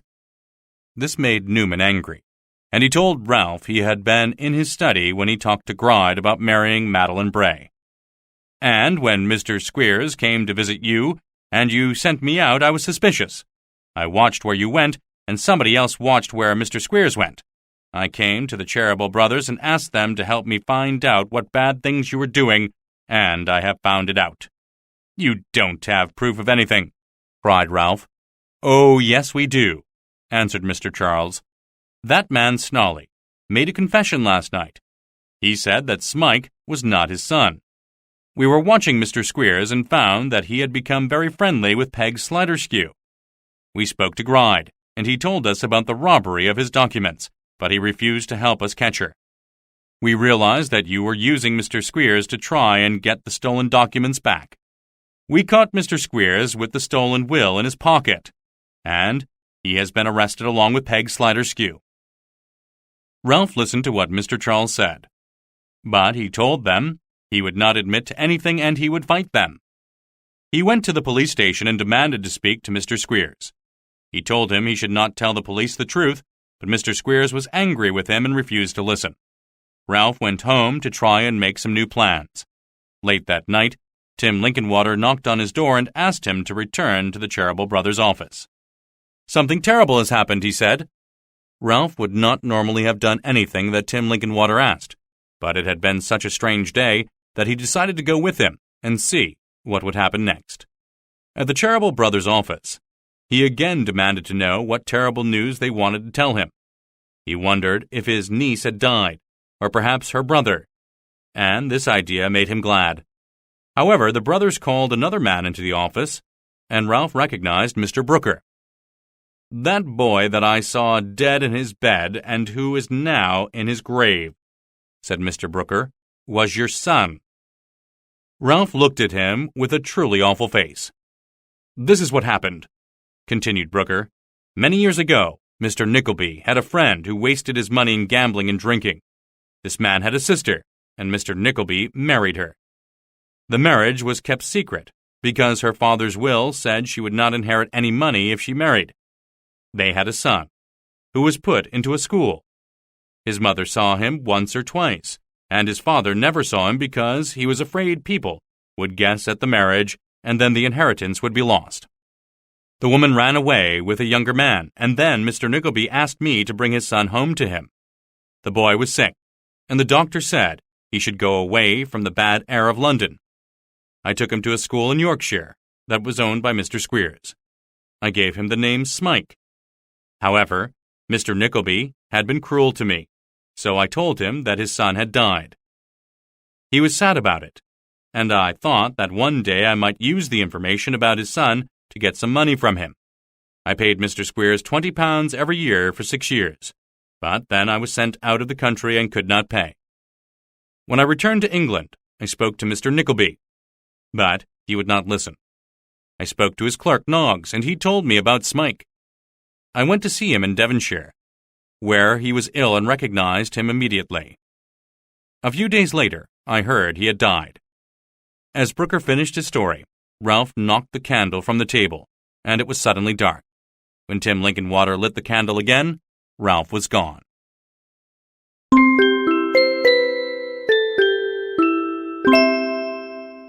Chapter 25. Everybody Gets What They Deserve. When Nicholas returned to the cottage and told his mother and sister that Smike had died, they were all very sad. However, they were pleased that he had been happy for the last few weeks of his life. Madeline was much better now, and Nicholas told Kate about his love for her, though he warned her it must remain a secret. Kate had her own secret. Frank had asked her to marry him, but she had refused. "I love him, but I cannot marry him," she said. "People would think I was trying to get rich." Nicholas agreed and promised he and Kate would stay with each other and not marry anybody. He also told the Cheeryble brothers that he loved Madeline, but could not marry her and asked them to find another place for her to stay. The brothers told him all the things they had done while he was in Devonshire, and especially about Ralph's visit to their offices and the strange story that Mr. Brooker told. Then they told him that Ralph had asked them to visit him that evening. When Ralph Nickleby left the Cheeryble brothers after Brooker's story, he went back to his office and thought about the fact that his son had been alive all that time, but had now died. It was too late to meet him. He did not doubt that Brooker was telling the truth, and he was very angry that it was his hated nephew, Nicholas, that saved him and cared for him when he was sick. He climbed to the top room in his house where his son had once slept and closed the door. Somebody knocked on the front door, and Ralph put his head out the window to see who it was. It was Tim Linkinwater, and he wanted to know if Ralph wanted to see Brooker again the next day. "Yes," said Ralph. "Ask him to stay, and ask them all to come and see me here tomorrow, including my nephew." "What time?" "Any time is good. It does not matter to me. I will be waiting for them. Tell them to come in the evening." The next day, however, some gentlemen came to visit Ralph, but could not get into the house. Nobody answered the door when they knocked or rang. A neighbor said he had heard Ralph speak from the upstairs window the previous night. The gentleman broke into the house and found Ralph in that upstairs room where he had hanged himself. Several weeks later, the Nickleby family received an invitation from the Cheeryble brothers to come for dinner. Mrs. Nickleby was very pleased about this because the house had been very quiet lately. Madeline had been taken away by the Cheeryble brothers and put into another house. Frank had stopped visiting Kate, and the only visitor they now saw was Miss Nickleby. She was also invited to the dinner. When they arrived at the home of the Cheerybles, they discovered dinner was not ready yet. "We asked you to come early," said Mr. Charles, "because there is some business we must take care of, and that will take a little time. Nicholas, please come with me." Nicholas followed him into another room and was surprised to see Frank, who he thought was in Germany. Mr. Charles showed the two young men a copy of the stolen will, which left £12,000 to Madeline Bray. "Frank," said Mr. Charles, "it is only a small fortune, but we would rather see you marry her than any girl we know, who has 3 times the money. Are you going to ask her to marry you?" Frank said he would not because he thought Madeline loved somebody else, and he hoped to marry Kate. The brothers told the two young men they should marry for love and not for money, and sent Nicholas into the next room where Madeline was waiting for him. They sent Frank into another room where Kate was waiting. The two brothers were very happy and shook each other's hands. They told Mrs. Nickleby and Miss Nickleby what was happening, and they were also very happy. It was a happy day. Then, to make everybody even happier, Tim Lincolnwater asked Miss Nickleby to marry him, and she agreed. Then Newman Noggs also appeared dressed in fine clothes, and the Cheeryble brothers introduced him as their new employee. It was a very happy group of people who sat down to dinner that day. A few days later, Nicholas went to Yorkshire to visit his friends, Mr. and Mrs. Brodie. They were very pleased to see him, of course, and he told them he was going to marry Madeline, and Kate was going to marry Frank. He told them Mr. Squeers had been sent to prison for 7 years for having the stolen will. John went to Dotheboys Hall to find out what was happening there. The news of Mr. Squeers' imprisonment had reached the school, and the boys were very noisy and excited. They were attacking Mrs. Squeers, Fanny, and fat little Wackford. John stopped them and told them all to give 3 cheers for the end of the school. He told them all to cheer again and then to run away. He did this to save Mrs. Squeers and Fanny from getting hurt. But they were angry with him for telling the boys to run away. For a few days after this, the towns around Dotheboys Hall were full of runaway boys who had all been fed by Mrs. Brodie and sent on their way.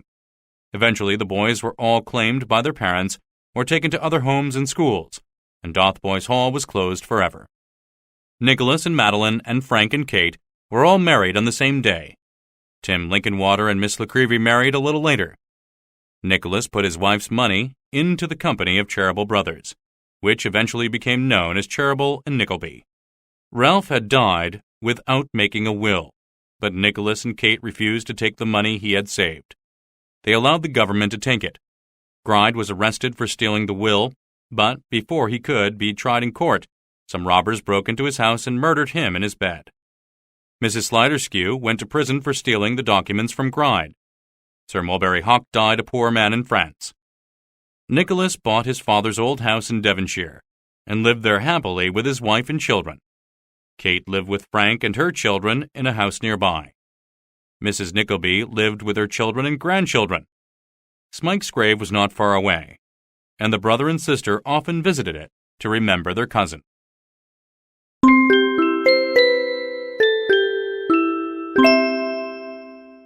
Playlet.